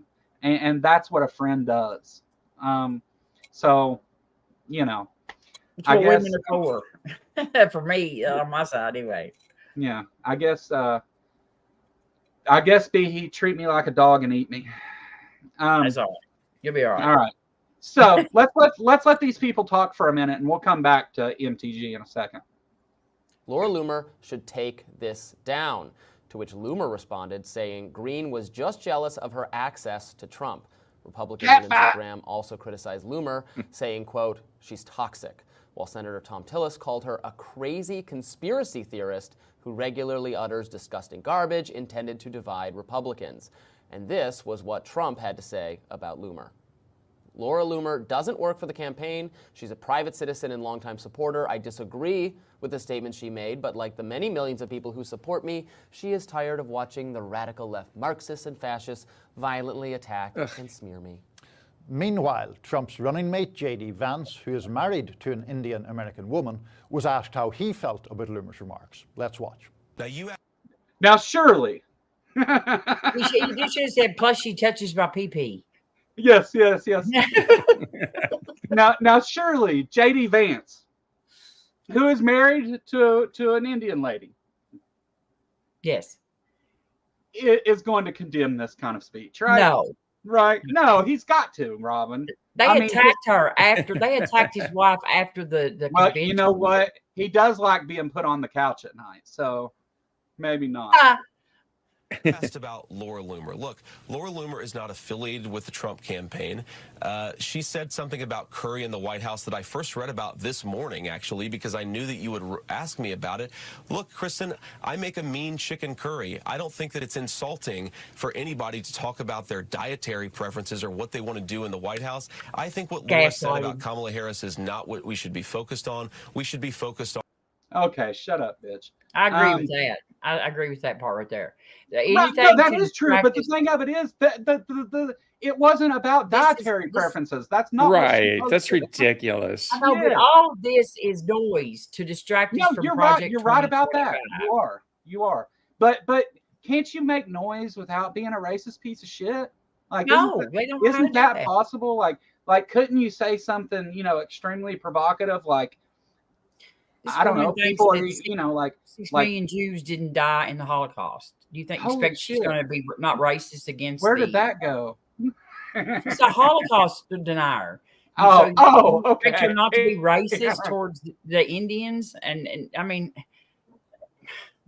Well, Joe, just what you said earlier about Trump, kind of just ignoring that and saying, well, I don't agree that she made that statement, but I'm still going to hang around her because she's against the communists and the fascists. I mean, who And she's touching my who kitty. conflates communism with fascism? I mean, Yes, only yes. an idiot that doesn't know the difference What either of between those those two. words They're mean.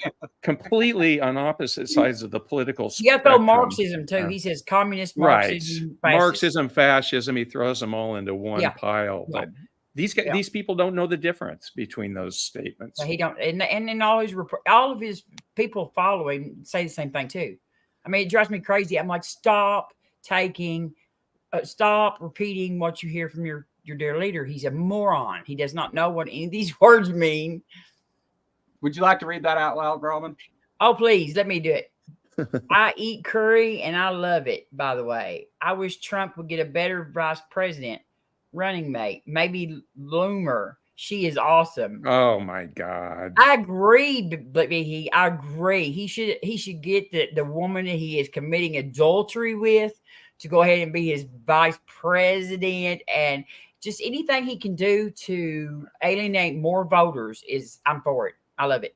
I love it. It's a great plan. You should be his campaign manager. I smiled through the whole thing, Behe. I didn't say a word. I nominate you to campaign management. And Let me ask a question, Behe, seriously, because I know we play a lot back and forth, and I just hit myself in the face with that. But let me ask you a serious question. So your criticism of me a moment ago was that I'm angry and that I'm mean to people and this and that. But you support Trump, who violates everything that your beliefs are based on. I mean, he's stolen. I made posts about that on my feed and lied. He's. I mean, for fuck's sake, Behe, look at my. I mean, I made this picture to make fun of him. Tell Gimber now, for fuck's sake. Yeah. I mean, Trump is not those Republican family values and things that the Republicans like to spout on about. Trump is none of those things. Trump has been awful to lots and lots of people and continues to be every day. You should talk about cracking his daughter. He wants to send Haitians that are here legally back to Venezuela. They don't care about the racism shit, Joe. You're parking on the wrong tree. They don't care. But, well, how do you reconcile those things, Behe? But he used to talk about having sex with his daughter. Yeah. Okay. He used to say that you know what I mean, he used to talk about it with even the men that were his like guards and stuff. He would talk about having sex with his daughter. Right. Now, that's some pretty gross shit, Behe. Trump tells it like it is and puts more money in the husband's wallet. Yeah, is your husband a billionaire? Because otherwise, that's not true. Jester Florida Bulls has signed up. Was your old man a porn star? Jester Lord of Fools has got a Kentucky Atheist membership. Thanks, Jester. Hello, Jester. Nice. Hi, Jester. Yeah. So back to Venezuela, and Jury said back to Venezuela. We got memberships for 99 cents for those of you that ain't members, but I think most of the people here are. Hey, and then you can use my emoji, y'all. I have an emoji. Go ahead and everybody use my emoji as much as possible because I can't even see it right now and access it. But go ahead and fill the chat up with my emoji. I'm not even a moderator on this channel. We need more real people like Trump. B, you're right, your mind. But you should be campaign manager. I nominate you. You would be great. What is this? Is my name? It don't have a picture of me. So just to be clear, Behe, let me assess how you're weighing out your priorities here. Trump being real, as you see it, is more important than the immoral acts that he commits that violates everything you believe. I think we're done here. Yeah, don't worry about it. She's just trying to get your skin. Right. She's about half troll, 3/4. Yeah, well, because you're mean to her, she says. So I'm not mean to her. I know. I just said she says. I didn't say you were. Anybody that thinks I'm mean is she can be rude. I mean, let's face it. Oh, very. I mean, she was booted from here for calling people Nazis. That's why. Yeah. She derails streams, and she's very effective at it.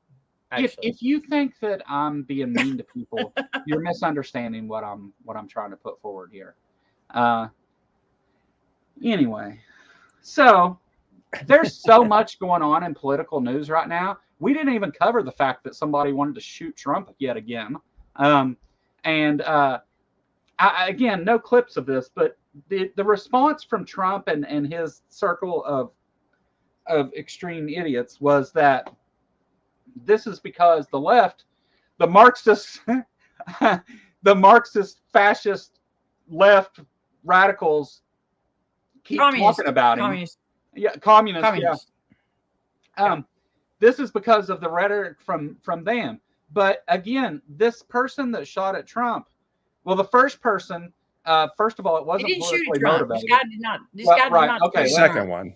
Okay, let's back up. The first guy that shot at Trump, it wasn't politically motivated. He was trying to get famous, and him and his family were all Republicans. So that doesn't. He was a really Trump supporter. And he ended up killing an innocent man who had children. And injuring others. The second guy that just happened the other day at the golf course says that he's a Democrat, but his dream ticket was Vivek Ramaswamy and Nikki Haley. Obviously not a Democratic ticket. Okay, he voted for Trump in 2016. Yes, so and regretted it. He's been to Ukraine. He actually went to Ukraine. He is a big supporter of Ukraine, and that's why he's really actually pretty mad at Trump, was because he said he would just let Ukraine, because he got in his head that Trump would let Ukraine fall under Russia. And he's who's calling people Nazis? Uh-oh. Please don't call people Nazis. Blessed be. Aunt Jer is like so not Nazi. Aunt Jer is like the least Nazi person in the world. That doesn't make sense. Just I said atheist Nazi. That doesn't make it better. Hey, I feel better now. At least I'm an atheist Nazi. Stop being. Is there a gas leak in the chat? We are not Nazis. We are not Nazis. Nazis are fascists. That's your side, not ours. We'll take the communists sometimes and the socialists sometimes, even though we're not. But we're more likely to be that than a fucking Nazi. I'll take the socialist. I don't take the communist part. Well, I don't either. But we're on the left, and those are left-leaning things. So, yeah. I would love for you to come spell it out for me. You sound like Trump. You don't even know what the hell you're talking about. See, when you say atheist Nazi, blah blah blah. Okay, yeah. I know an atheist Nazi. His name is Pine Creek. You're getting close. I mean, Nazis are really strong. Let's not call people Nazis, folks. How's that sound? Okay, Concrete's not a Nazi. A fascist might be more accurate. Fascist, and I think that's probably like more appropriate. Yeah. Yeah. I don't look. Blessed be he. I don't ask that you agree with me or anything else. But one of the rules whenever you enter chat that pops up, it says be respectful to others. So don't call people Nazis, okay? Please. I'm being nice. I'm asking nicely. Especially Aunt Jer. I mean, this being the fourth time this has came up now, I could just go ahead and block you and be done with it and not have to ever worry about it again. But I'm asking you to please not do that, okay? All right. Let's move on. Fuck Trump. No, so this guy, I guess, waited out around the golf course for 12 hours because, that's what Trump does. He knew he would be there. And he didn't get off any shots at the president. He apparently the Secret Service did fire at him, and then he fled in a car and got caught down the road and arrested. And so far he's been charged with gun violence. Yeah. Out of a bush. Yeah. Yeah. Like he's obviously not a sniper, because any sniper knows that you don't do that. You back into wherever you're at, and it's anyway. No, we don't have to talk about that. But you're showing nobody is hiring these idiots. These assassins. No, I mean, yeah, Joe Biden. They say Joe Biden hired both these people. I was like, what? Somebody needs to clip that. Somebody needs to clip it. He said that she likes my channel. Yeah, because she can derail easily. Yeah, I'm easily sidetracked into tangents about Nazis. Thanks. At She's least we tried have fun. successfully, is what she's saying. What's up, Nancy? Hello, Nancy from the Apostate Sisters. Good to have you. Oh, Nancy. Okay. I seen Summer earlier. I've been chatting with Summer a little bit, trying to get together and do some stuff, and with Nancy as well. Would love I have to. not Would been. love I to have have not you guys been on their on. channel much. So but Apostate Sisters is awesome, and they're funny. yeah, that's what I hear. But I've just got, Yeah. I just haven't been able to catch it. I've just got so many shows already I'm watching, and just, And in a world of our little YouTube niche that is populated by a bunch of white guys, it's good to see two sisters, doing a podcast that is so awesome and funny. I see big things for you guys. You guys remind me of Stacy and Dee, the Stacy's Mom podcast. They're I love to see women on here having channels that are successful and stuff too. So good job, guys. And I appreciate it. she said we can play it soon, so that's good. Yeah. Just get with me. I love to talk to you. So we had that going on. Also, there's been a lot of this because Trump originally said that somehow Kamala Harris cheated during the debate because she knew the questions and things. She had earrings that were earphone were like Bluetooth earrings. Yeah, Bluetooth. Like there was hard questions, And she had the questions about the economy and border questions. I mean, if you said to me, "Do you want to have a presidential debate with Donald Trump?"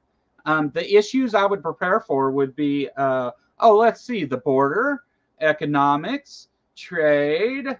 Be the same economy. issues as any if Well, he was debating anybody for president, actually, because they I mean, the same yes, president. she knew what the questions were. Trump was a dipshit for not knowing what they were. Trump thought the answer to every question was there's millions of people coming across the border and they're eating your dogs and we got to do something about the dogs and cats that are getting eaten. And they're aborting babies after they're born. Rapists, murderers, asylum, Yeah, he thinks asylum seekers are people who have been allowed to let out of an insane asylum somewhere. I mean, go check out the Apostate Sisters on the Stacy's Mom podcast.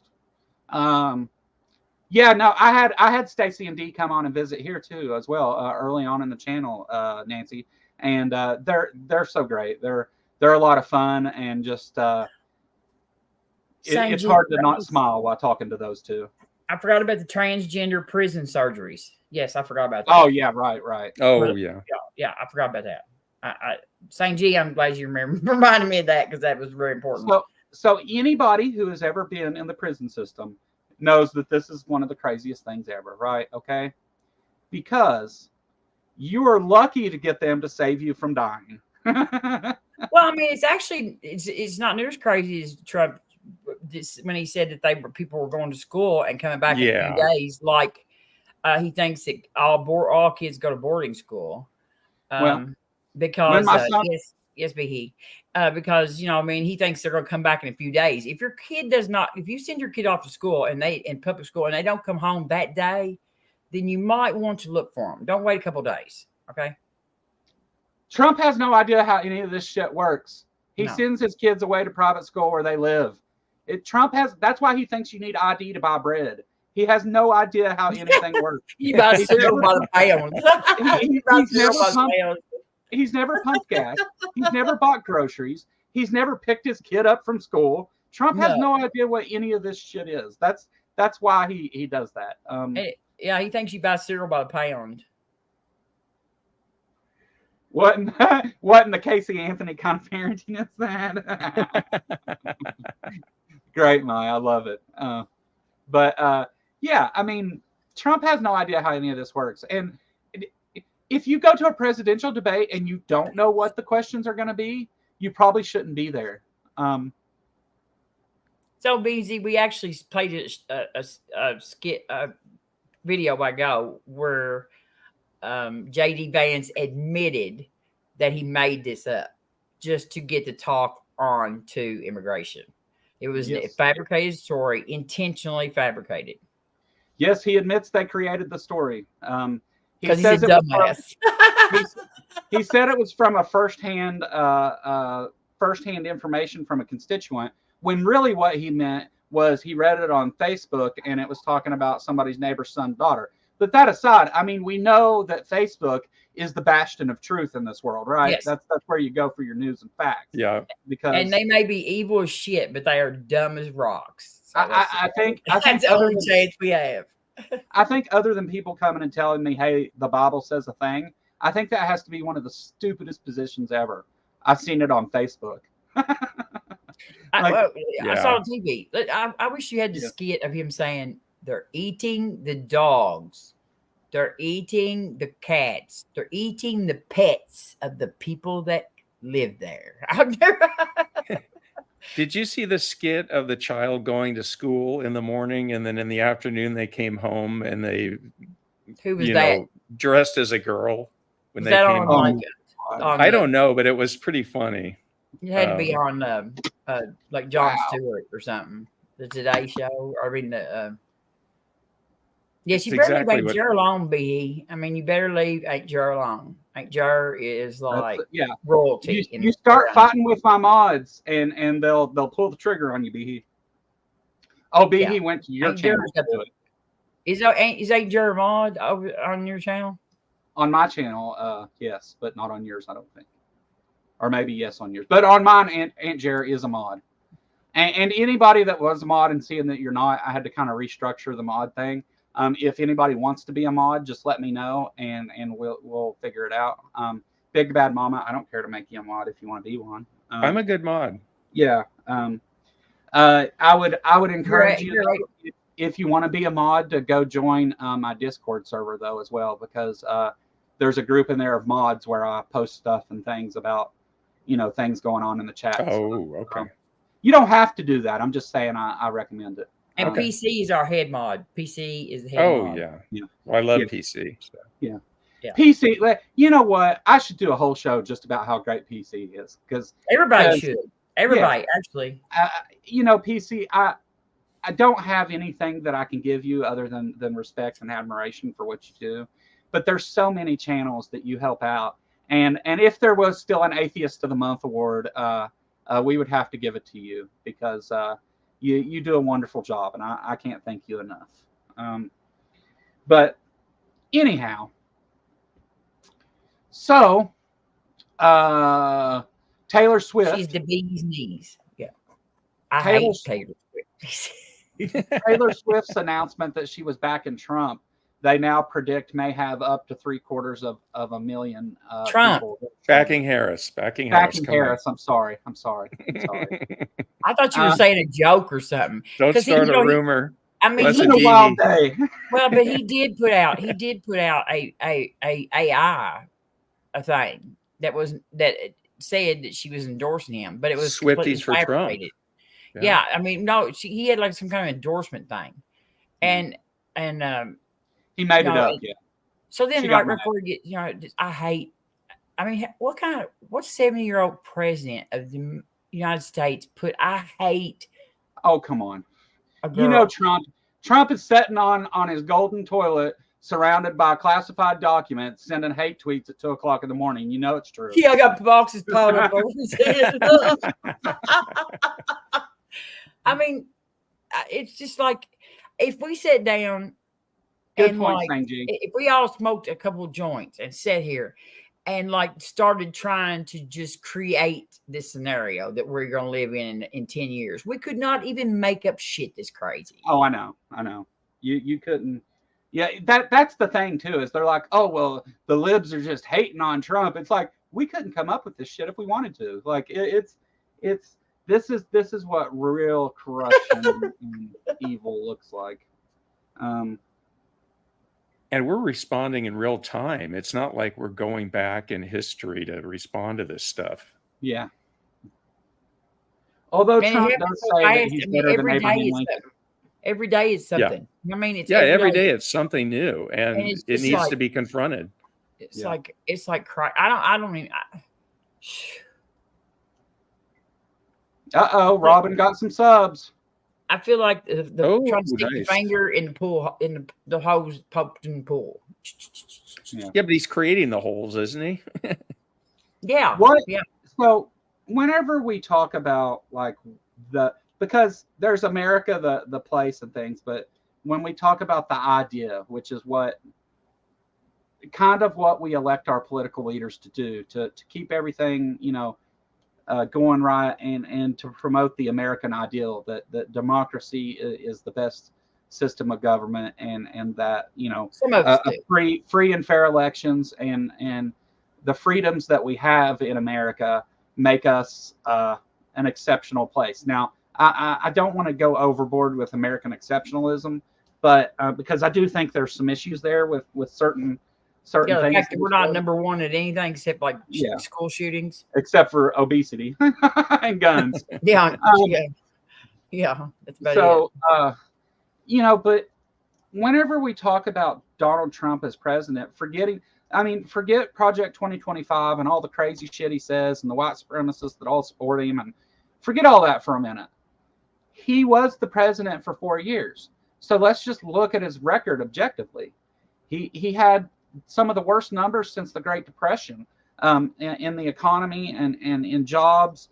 And he failed at everything. His COVID response. Yeah. And he inherited an economy that was on 52 straight weeks of growth. Right. The day Barack that he Obama came had done wonders with the economy and things. And he wants to point to gas prices. Okay, so we were in the middle of a pandemic, and so there was no demand for gas. Our economy operates on supply and demand. We have a huge supply of oil, but when everybody's restricted to staying in their houses, they're not using it. So you drop the price to try and encourage people to buy your product. That's how supply and demand works.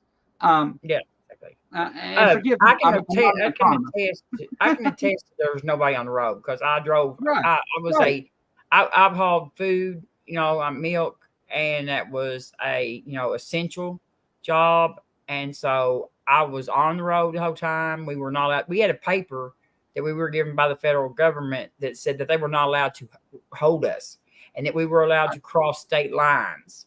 OPEC doesn't support our oil prices anymore, do they? Sorry, I'm sorry, Robin. But we had all that, so so if somebody stopped us and they were like not allowing people in the state or whatever, that we had a paper from the federal government, that said that we were allowed to cross lines. We had food on, and we ran as fast as we wanted to go. There was no traffic. We could drive straight down the left lane. It's not supposed to have trucks in it. Cops would not even pull us over. We were wild. We were wild truck drivers. Wild when we were. I bet you were, Robin. I bet you were. I was doing some super trucking. I promise you. We were all going chicken hogs running down the road. I bet. So actually, if you exclude the prices during the pandemic, Trump's oil prices were higher, or gas prices were higher. Also though, let's point out, and like Al pointed out, the president doesn't set the price of gas. The pandemic had the effect on our economy that a lot of these businesses, because of lockdowns and stuff, didn't make the profits that they thought they were going to make. So whenever all of those things were released, what did they do? They raised prices so that they could make back that money. And I think that's responsible for a lot of the inflation that we've seen. And our supply chains were broken. Yes, that's true too. And the whole world worldwide. The whole world was dealing with this. We had better inflation rates than the rest of the world. Still, we came out of it unscathed compared to a lot of other places. We recovered better than anybody. But you couldn't buy an appliance. We actually ran out of freaking don't get me started on double burner stoves, Robin. Trump was so full of shit that we ran out of toilet paper. Yeah. Okay. Can I add something real quick? Yes. Something I think we should not forget, and that we should be saying constantly to Trump and the followers: January 6th. Sure. The election lies that led up to January 6th, and what Trump's role was in leading an insurrection during a session of Congress where they were counting electoral votes, and Trump trying to put in his own electors in place. And that's about as crooked as you can get. And it's all, he's all admitted it. There's witnesses. He didn't do anything when the police were getting injured. He doesn't care about the police. Over 100 got injured, and he did nothing about it. And I think that we need to talk about it more because they don't want us talking about it. They want us forgetting about it. I'll address that in a minute, Joe. I'll address it in a minute, Joe. Oh, okay. I got a real good answer for that. Yeah, I think I do too. Oh, okay. Well, go ahead then. No, you go for it. I don't want to be the only one. Yeah. Trump didn't do anything with Operation Warp Speed. He did tell the companies to ramp up their production of the vaccines, but he also got pissed because he lost the election and didn't even bother to write up or draw up any kind of plan to actually get the vaccine out to the people who actually needed it. Because so when Biden took office, there was like a bunch of vaccine storage places that had tons of vaccines and no plan to even get them into people's arms. They don't do any good sitting in a cooler somewhere. You have to actually take the vaccine for it to do any good. So the mRNA technology that the vaccines are based on existed before that, and even if you Trump don't understand any of it. let's go ahead and give you that, B. Let's say that Trump did an awesome thing with Operation Warp Speed, and he's responsible for the vaccine coming out. What though? Let's look at the context of that though. While he did that, he told people to violate lockdowns that were saving lives. He told people bleach. He promoted putting disinfectant or light inside the body somehow, which doesn't sound like much fun to me. Usually, if the light is hitting the inside of your body, you've won a Darwin Award. The thing of it is though, is that Trump, even if you give him that and say that he did that, he told them to quit testing people so that numbers would quit going up. He lied. It's going to be gone in a couple months. It's going to be gone this summer. It's going to be gone by Easter. And he knew that wasn't the truth. He didn't do anything for the first 3 months of the pandemic. And that was the most crucial, except lie to us. And that was the most crucial time where he could have done something. And he never wore a mask to set an example for the people. He was just a nightmare. And this vaccine would have gone through no matter who was president. It has nothing to do with Trump. So he did rap. He did get like pushed. He did it first. Anybody would have to hurry up. Yeah, but here's the thing. But that's all she's talking about. He didn't do anything about getting it out to people. He did those things, but he made like states bid on getting PPE and stuff. Like he didn't. It was provided to whoever kissed his ass the best. Like it's. Trump absolutely blundered anything to do with the pandemic completely. Yeah. He was responsible for making a bad situation worse. America, if we would have had anybody with the least little bit of competence at the wheel, I think we would have done much, much better. And that's my opinion, but whatever. Right. I agree.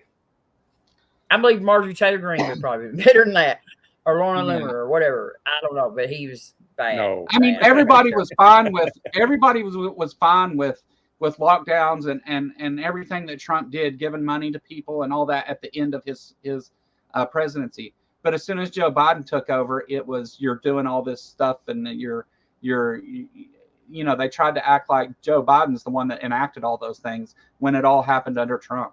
All three. I know. I hear that all the time about shutting down. We were shut down in 2020. Yeah, Guess Trump who was president in 2020? Yeah, you know what I mean, it wasn't bad. And then, he didn't even allow Biden. He didn't even do a transition team for Biden. You know what I mean? He didn't. Yeah. Here's why he had never met Kamala Harris. It's because he was such a wuss that he did not even stay around and do the little transfer thing that they do on the 20th when they come in and inaugurate the new president, and they kind of hand over the keys, I guess, to the people's house, to the Right. new homeowners or whatever for the next 4 years, and kind of, just regular niceties that you do in the United States that have been like things that have been going on since like 1780 something. Okay. And, but he decides, no, he's like, because he's a little child.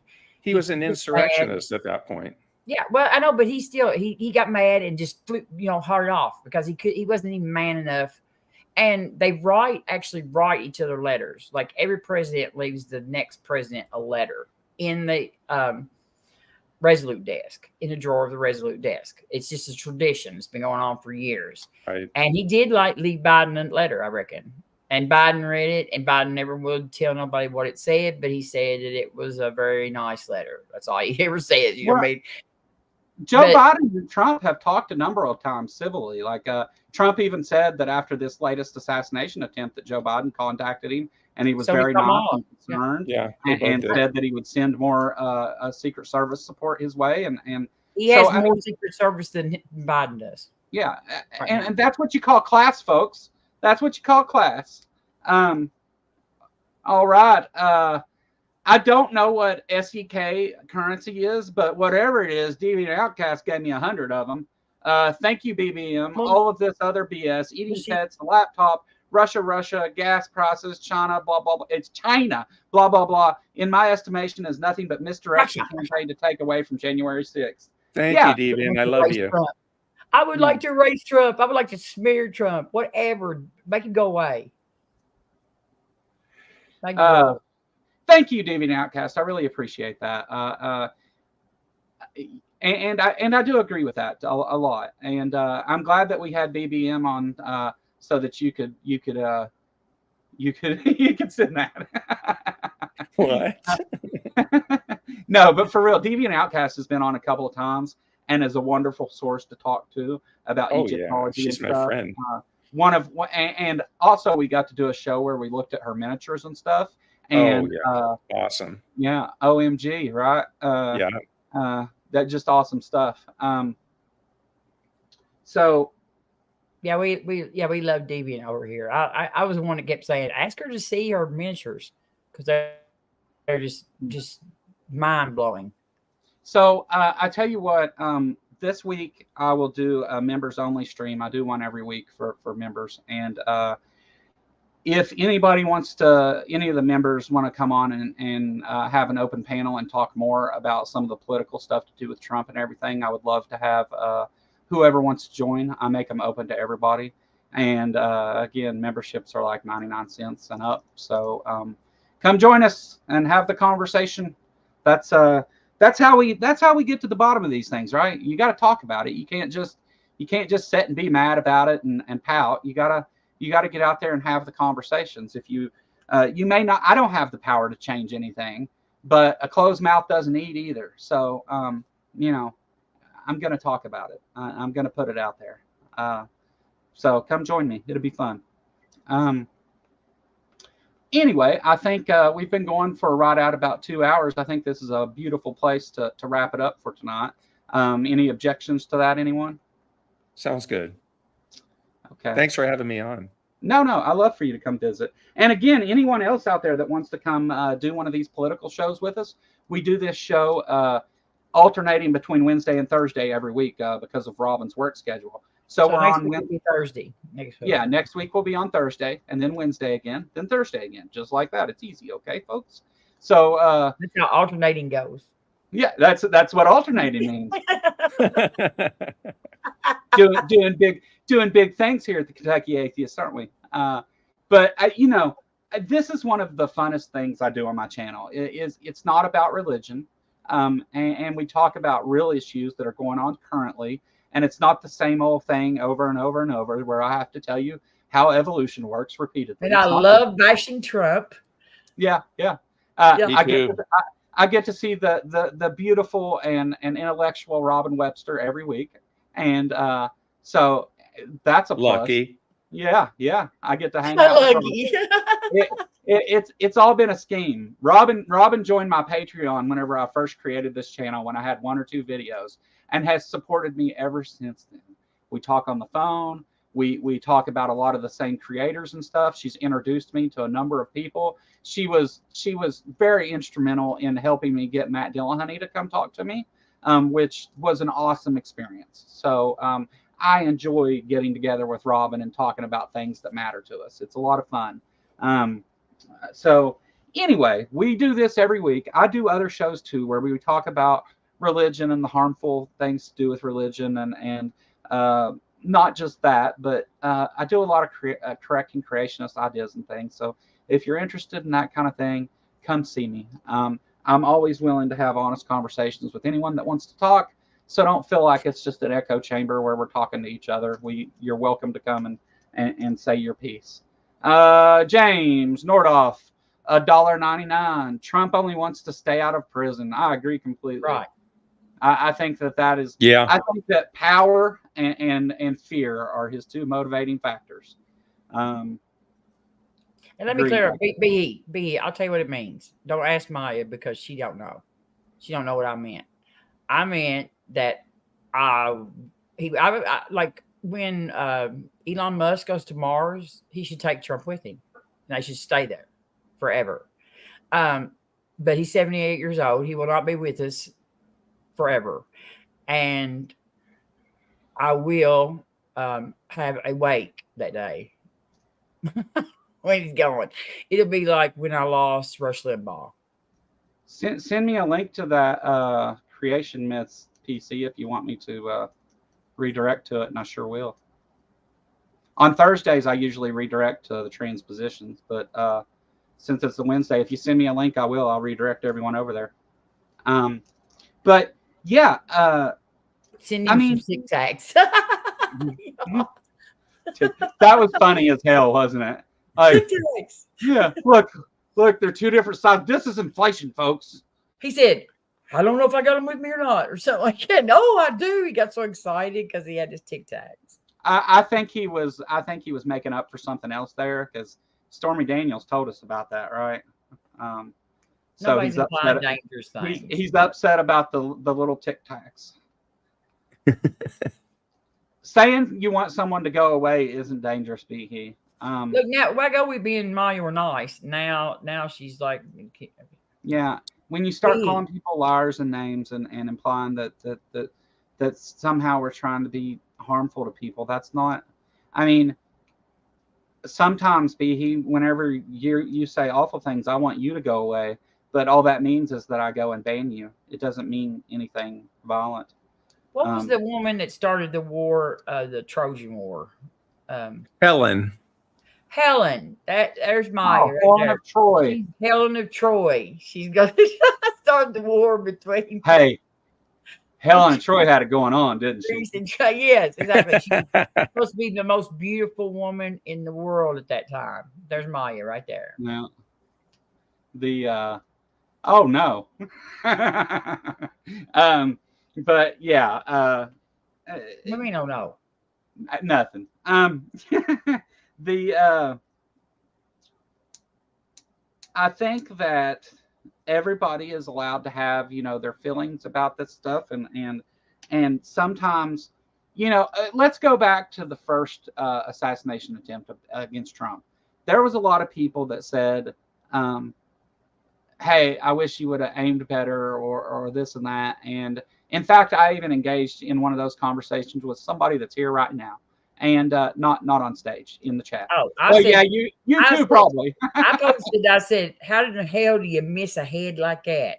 Yeah, boy, did I get in trouble for that. So let me correct some things here. While we're very much against Trump, and we do promote, things like treating people equally and not letting people starve and stuff like that. I mean, all those extreme radical left issues. While we do care about those things, I don't think anyone here would say that political violence is the way to get anything accomplished. No. It was a bad take on it, and I admit that myself. And I never said anything like that publicly, but I talked to a few people, and we said some things, and the fact of it is that if for anyone who's considering that kind of thing, you're only going to make things worse. That's aside from the moral implications and everything else. You're And he only should be going to held make accountable. He needs Right. to be accountable. Right. You know, Yes. there's people who died because of January 6th and stuff like that, and people whose lives were destroyed because of that. And they deserve justice. And I'll tell you something else. While I wish that Trump had never came into politics, in America, we have rights. And those rights say that you get to vote, and people are nominated, and people get to vote, and you're free to vote for whoever you want to vote for. And that's the truth of it. So when I come here, very often, you know, I do wish that people would vote blue, but my message is register to vote, everybody. Taxes created. That's what tariffs are, but let's be taxes created out of thin air. Where do you think taxes come from, Behe? And they're Do you supported think by they have a creator? Where do you think they come from? I mean, I think our money comes out of thin air. It's a fiat money system. That's how it works. I mean, that's what tariffs are. Yeah. You know, come on. Tariffs are a kind of tax. She is not proposing any taxes on anybody unless you make over $400,000 a year. Do you make over $400,000 a year? I don't. Didn't Trump add $8 trillion to the debt? Well, the national debt was Trump's. Yeah, $8 trillion. I mean, his tariffs damn near put our United States farmers in bankruptcy. Every one of them. I mean, that he like the tariffs that he they just damn near destroyed the United States farming business. Yeah. He had to bail out the farmers no time because of his tariffs. I mean, it's just stupid. Why is it? Sorry. He doesn't know what he's doing. He doesn't know what he's doing at all, and he thinks he does. And the only thing more dangerous than a dumbass is a dumbass who thinks he's a genius, and that's what Trump is. Why is it, you know, like I think blessed be he, we could agree on some things, like, you know, treat others as you would have them treat you. Yes, it is true. I mean, I think we would agree on that. But then whenever it comes to politics, all of a sudden people want to support someone that wants to not treat other people equally, wants to do them harm, wants to make them not exist. I mean, we had the first death in Georgia because of the abortion bans that they've put in place. A lady went to the emergency room for care, and they wouldn't treat her, and she died. I mean, is that what we want? 28-year-old mother. Is that what we want to see happen in our country? Is that what you want for other women, Behe? To if you have problems with your pregnancy, you just die? I mean, like, and she had already had the abortion in another state. All she needed was the tissue that didn't come out with abortion pills, because she got abortion pills. Yeah. And so it wasn't even a fetus in there. And since it was related to abortion, they wouldn't treat her. I mean, like, and that's what they'll do to all of us. It's sickening. I mean, you're going to let someone sit and die of septicemia because Look, of. He couldn't be more wrong about more things if she tried. And I'm not the host of the show, but I've never seen a person more wrong about more things than that person is. And I'm going to say it because I don't have to be polite. No, you don't. Yeah, no, I bring you here for your wonderful wisdom and input, Big Bad Mama. Unanimous. It's unanimous, Behe. Hey, me and Big Bad Mama are tied together indefinitely. We both kind of hit 1,000 subs at about the same moment, and we're pushing for each other to get there. And Big Bad Mama over on his channel does amazing videos and things, and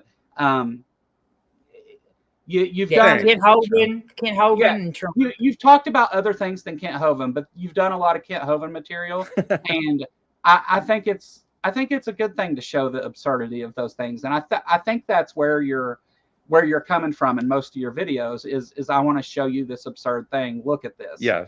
And I think that's a good thing to do. I'm going to talk about Kent here pretty soon, but we'll get there. You should have BBM on for that, because BBM knows Kent pretty well. Sure. I'm around. I'm around whenever you guys want. That's a Kent Hovind expert right there. Yeah. I've got a lot going on right now, so planning things has been way down my list of priorities. But you know, I'm always here when I'm supposed to be here, right? Like I'm here on Sundays, and we do our political show during the week, and I do a member stream every week, and I still do all those things. But I will definitely I would definitely like to do something with you though, Big Bad Mama. Cool. You and I have talked together a number of times, and had great conversations, and been part of panels that were both good and also Dumpster fires. Yeah. We've seen both sides of that, and I feel like whenever I've talked to you, like over on Missing Mod or something, a lot of times you are so good at coming in and saying, you not just being the voice of reason, but getting people to calm down and say, hey, you know, maybe you need to think about this other thing. And you always jump in right at the right moment to get everybody to calm down and be kind. And I think that's an awesome skill that you've got there. So much Thanks, respect to you, Joe. Appreciate that. Yeah, he's respected by most everybody over there. And you're not bad on the kazoo either. I mean, there's, you know, like most everybody over there respects him, you know, except for like Diane, yeah, or somebody Lupin. like that. Yeah, Lupin. But you know, like Miss Maud does, and Mark and Gigi, and even Father Charles and stuff, and Aiden. Holy pretty shit. much. BBM is our grown up in the room. There's nothing good in there, B. The only good thing about it is the period. You can wipe your ass with the pages. I mean, you can. There's some good things in there. 900 pages of fucking toilet paper. That's what's good about it. You can find. You know, I mean, you can dig through a pile of chicken shit, and you know, you're not ever going to find a piece of gold. So that's, yeah, you. This is one of those things. The right has such horrible authoritarian plans for the United States, and they try to dress it up. And this is the analogy that I've made before. I have read it. You can take a turd and polish it up real shiny and put a fancy jacket and hat on it and whatever and make it look pretty, spray some perfume on it, get it all proper and everything, and that's fine. And you can take it out and everybody can say, oh, look at that pretty, beautiful person. But you know what you got at the end of the day, Vihi? A piece of shit. Trump. Yeah. Deviant said BBM has a banjo. I am not good at playing the banjo. No, but you will play. You have your kazoo. I can play guitar. Yeah, but BBM has a kazoo, probably within arm's reach. And before when we get ready to go, I wanted him to play this little kazoo.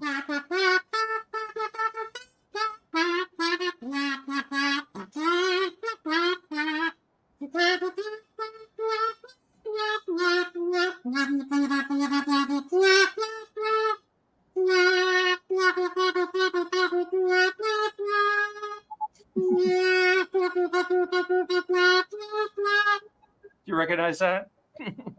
No.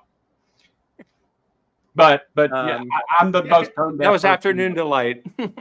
Oh yeah, I do see it now. Afternoon Delight. Yeah, I do see it now. That was for me, wasn't it? That was for you. That was for you, Robin.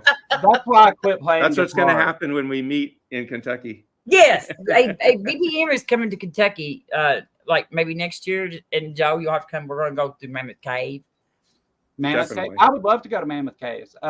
Definitely. Hopefully by then my situation is a little better and I don't have to walk there. But I'll fly into Cincinnati. I'll pick you up, Joe, and we'll drive down. Yeah, Well, that's good. That's good right there. I'm like 2 hours in the opposite direction. So It don't matter. You're Oh, not that far. I'm game for that. I'll go. I thought you were in Erlanger or somewhere. No, No. he's down below. Oh. But y'all, Only when I was in prison. y'all can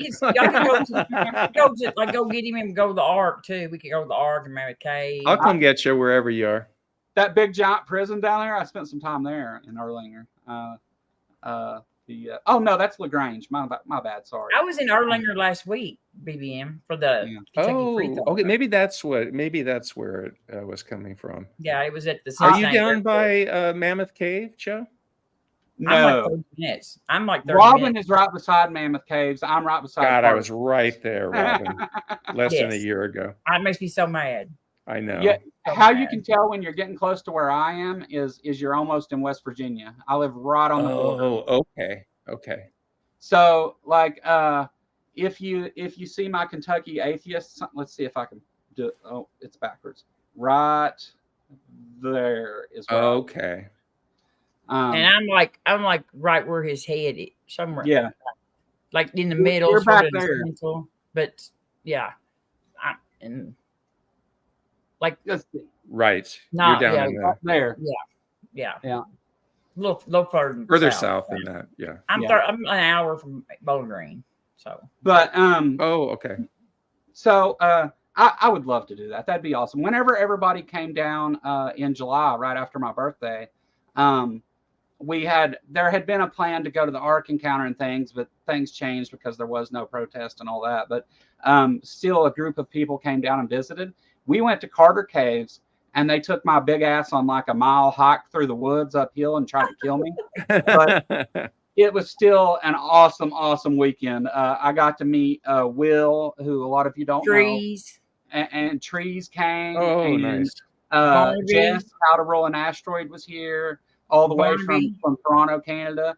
Barnaby came and hung out, and I rode with Barnaby in the truck down 64 for some time. Yeah, I mean, everybody came and got to hang out and stuff, and it was so much fun. It was really Big Man Mama. We are planning on having a protest next year, though, right, Joe? yes. I mean, a big protest because Okay. like Joe. So that would be like in Joe's got resources. July.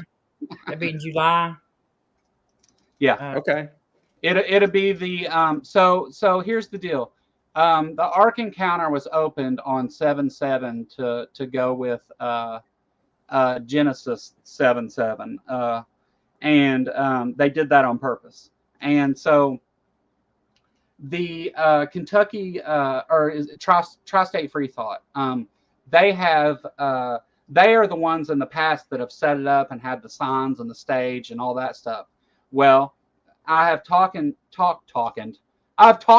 them. I've talked to Jim, who is part of that, the head of it, president, and he has offered to let me have all of those resources in order to set up the protest, and said that they would even give us some free passes and stuff to go through, and so we can go in without paying and giving Ken any money, and give the signs and the stage, and even said that he would put up his house afterwards for us to have an after party at. So I am definitely going to do that. I'm working on getting together a couple people that are better at event planning than me, because you know, I do, but I need help with that. So anybody, as we get a little closer, closer to Christmas or so, we'll really put that in gear. So if anybody's interested in helping organize that, or wants to provide any, volunteer in any way, whether it be sending out messages or emails or coming and actually helping set up or whatever, get a hold of me, and we would love to have you. I'm also looking at, by that time, I hope that things are straightened out. I'm looking at actually flying in a couple of speakers for I was that. gonna say, I'd say we can probably get some pretty good speakers there for that. Well, I'm going to offer to fly Aaron Raw in, and Wow. a couple other people. They haven't accepted. I'm just saying that's what I'm willing to do in order to set it up. I'm willing to take everything I have to make it successful, because it's something that needs to be pointed out as often as possible.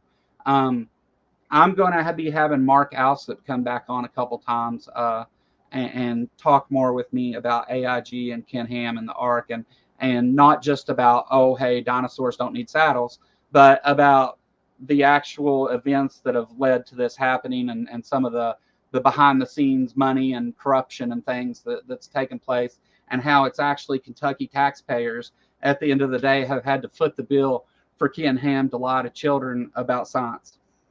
Yeah. So Exactly. I understand that the creationist argument is almost low hanging fruit. Like I get it, but it's also something that 47% of the people in Kentucky believe, and it's important to me to address those issues.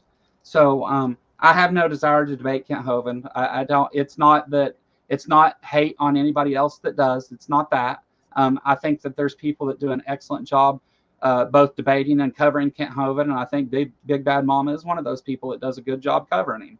But it's, if you know me and you've been here and you understand how I am, you can see that that's probably not the best avenue for me to go. There's better things for me to put my attention on that matter and may actually be able to make some change and promote the community that makes all this possible. So I'm not really concerned with Kent Hovind. I'm concerned with the bad ideas and things. But for me, Ken Ham is the bigger evil in that situation. AIG. He's the bigger fish too. AIG is absolutely getting into the homeschooling system because it's not regulated hardly in the United States. So now we have, starting at a very young age, they're feeding kids lies and things about science, which stifles their education and things. I mean, these kids could grow up to do wonderful things, but if they spend their whole childhood being lied to about how the world works, then they have to start all over whenever they're older, and that's sad and should be considered abuse. And it's hard to do. It's hard to start over. Yeah, it is. I mean, many of us have been there, me included. It's whenever I first found out that I was lied to about certain issues, I didn't say, "Oh, I was lied to. I guess I'm an atheist." That's it, you know. Like I went angry.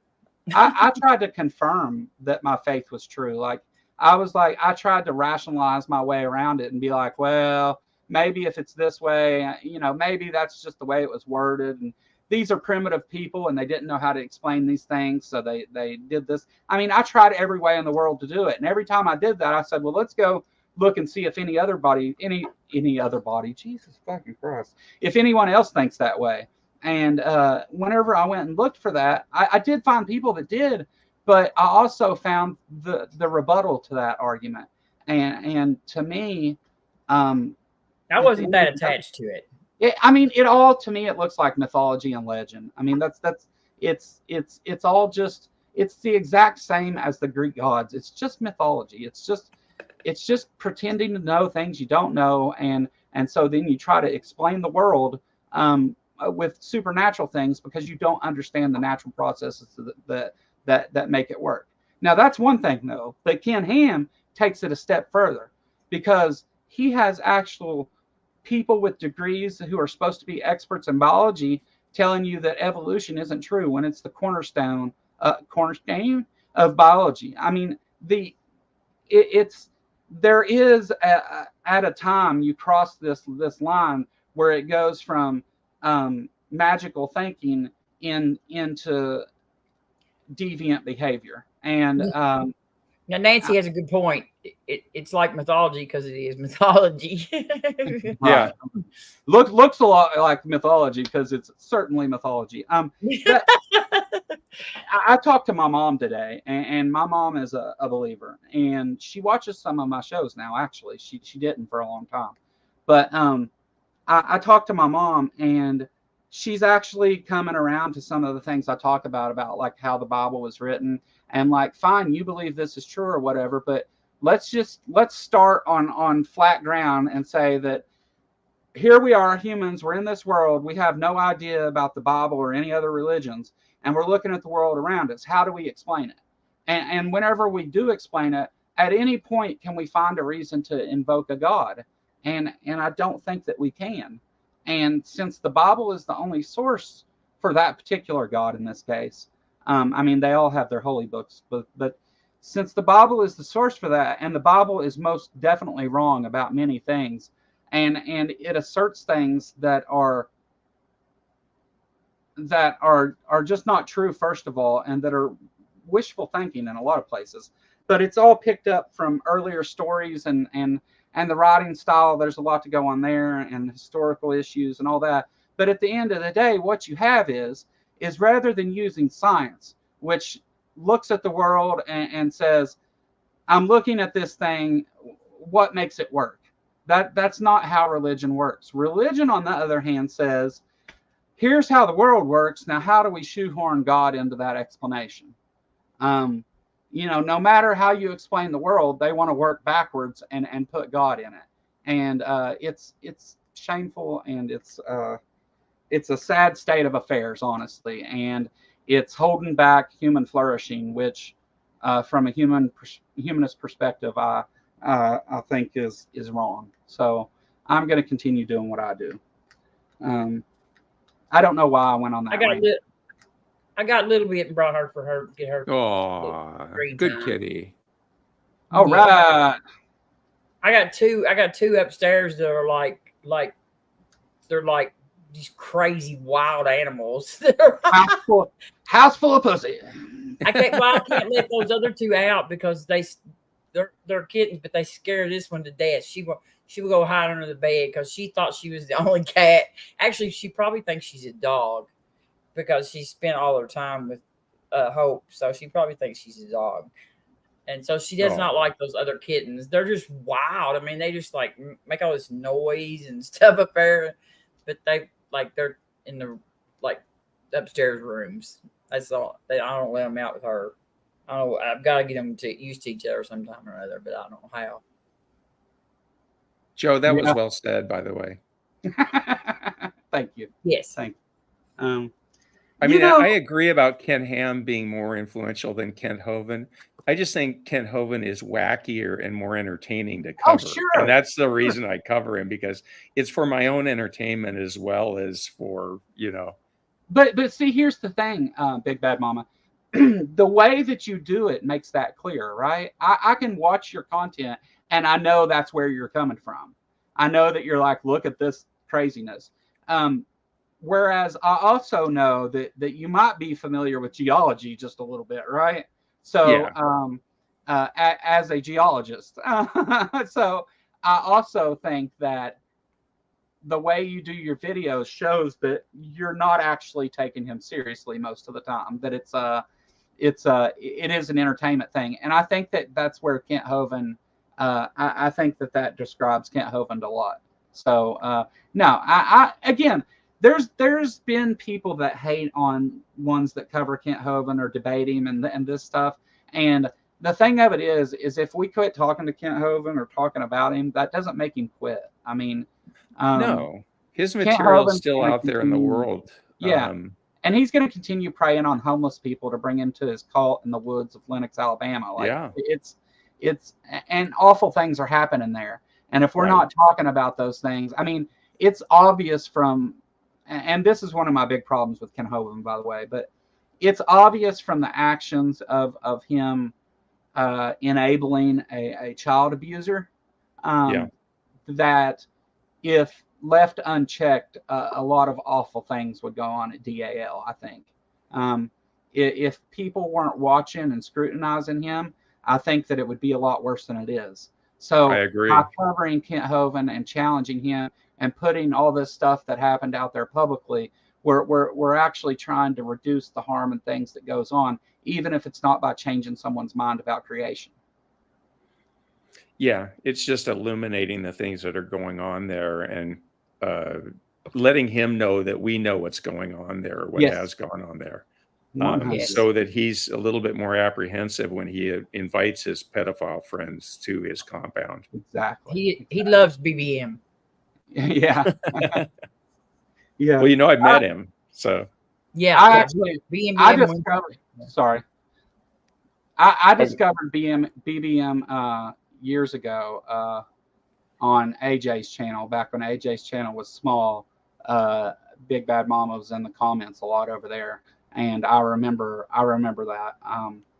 I wasn't talking in the comments, but AJ would do live streams and show your comments on stream a lot. And I remember some of your takes on it there, and it was really good. So I was glad to see that you had made a channel and was putting out content and stuff. And I know you and AJ were tight for a while. I don't know now. I mean, I'm not I'm guessing you are. Yeah, no, AJ really helped me, and I still talk to him, and I consider AJ a friend. So Yeah, Me he's too. like, AJ's part of our little community over there. AJ has AJ and I have a lot of things in common, and so we've talked about those things, and I've supported like his art and stuff that he's doing, and AJ's been here a couple times and talked. So I really I like AJ, and AJ's gave me some pointers and things, and been critical when I needed people to be critical about what I'm doing, like. And isn't that the difference in all these things, though, right? Like, I want people to come be critical of me, but Christians freak out anytime you're critical of their beliefs. I don't know. Kind of We says know something. we had a good one. We had a good one today. So yeah. Oh yeah. And what was it? What BBM kept saying? It's your what'd you say? Security blanket. He kept Oh, calling that's it right. security Yeah, that's blanket. right. And he had that one dude so mad. So Oh, they were mad I called God a security blanket, but I love I getting really over did. there. I really would like that guy and Bruce to like have a discussion. They would be screaming at each other in no time, wouldn't they? yeah. I love getting over there and hanging out with you guys, especially whenever you do streams over on Missy Mod. I like to go over there and hang out and talk with you guys sometimes. But like there's also been some. Yeah, sometimes it gets. I don't want my presence to end up causing drama somewhere else. If you follow me, like I don't think your presence it's always welcome over there. Yeah. Well, no, I know that, but anyway, I guess that's all I got for tonight. Please go check out Robin. She's linked in the title and in the description. And here in a few minutes, Big Bad Mama will be too. Two great channels everybody should be subscribing to and supporting. I think both of these people do wonderful things for our community and try to correct bad ideas and talk about important issues. Do you guys got anything else you want to mention or anything before I close this out?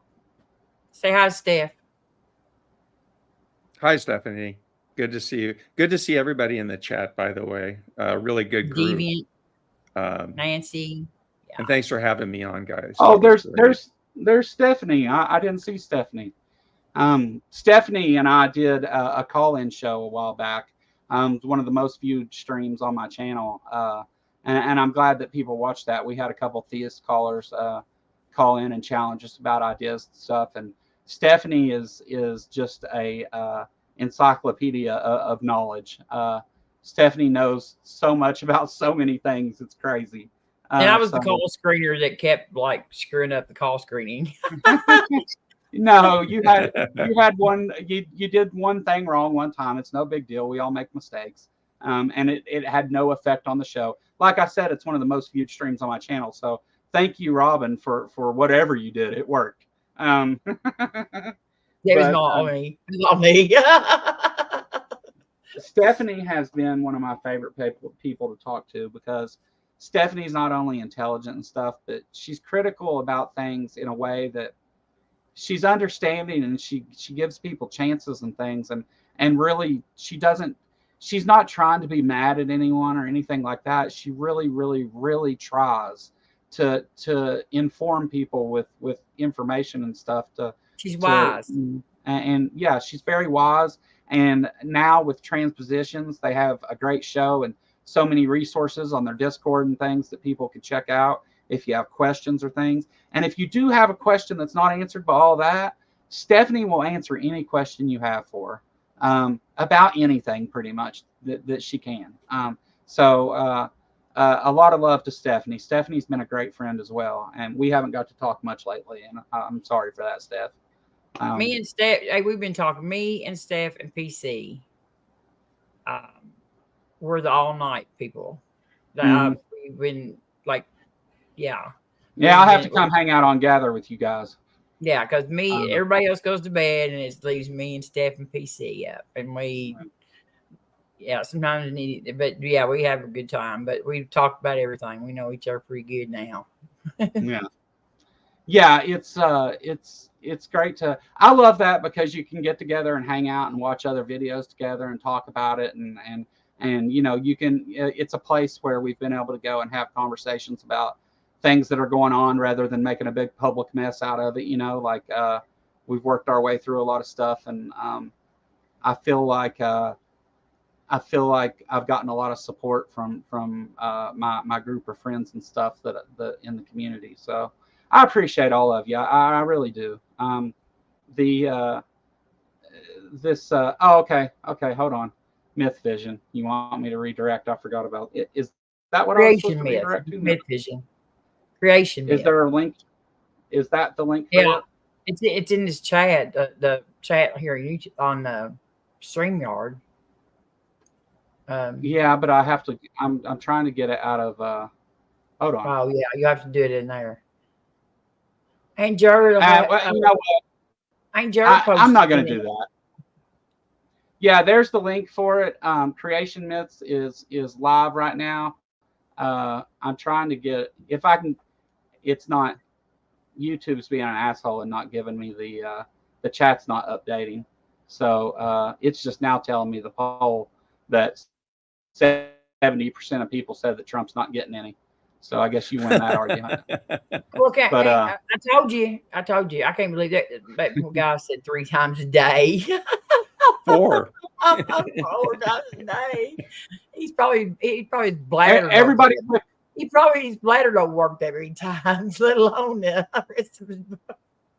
Everybody click the link and head over to Creation Myths, and I'll meet you all over in the chat, and we'll all hang out there and talk some more if you want. So And Nitty's going live in a half an hour, it said. So nitty. Nitty's You have your choice. Nitty has great discussions with Christians. Yeah, Nitty's really good at talking to people. Yes, and yeah, it does a really good job too. I've had Nitty on a couple times, or Nitty's came on a couple times. I haven't done a show just about Nitty, but I did have one show that was with just Nitty. But anyhow, oh, we got it right here at the end. Jester Little Lord of Fools, $2. Aunt Jarrett always goes above and beyond. Yeah, no. We have some great moderators in the community, don't we? And Aunt Jarrett has been around. Back.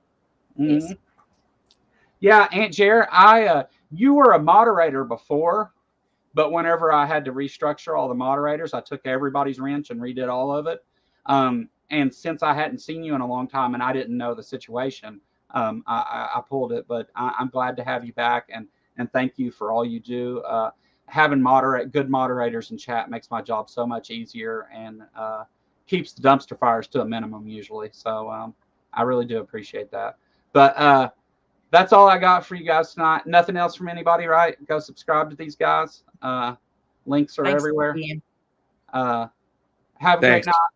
Yeah. No, thank you so much, and thanks to everybody that supports the channel and sending super chats and memberships and all those things. Love you guys. Have a good night. Later. Bye.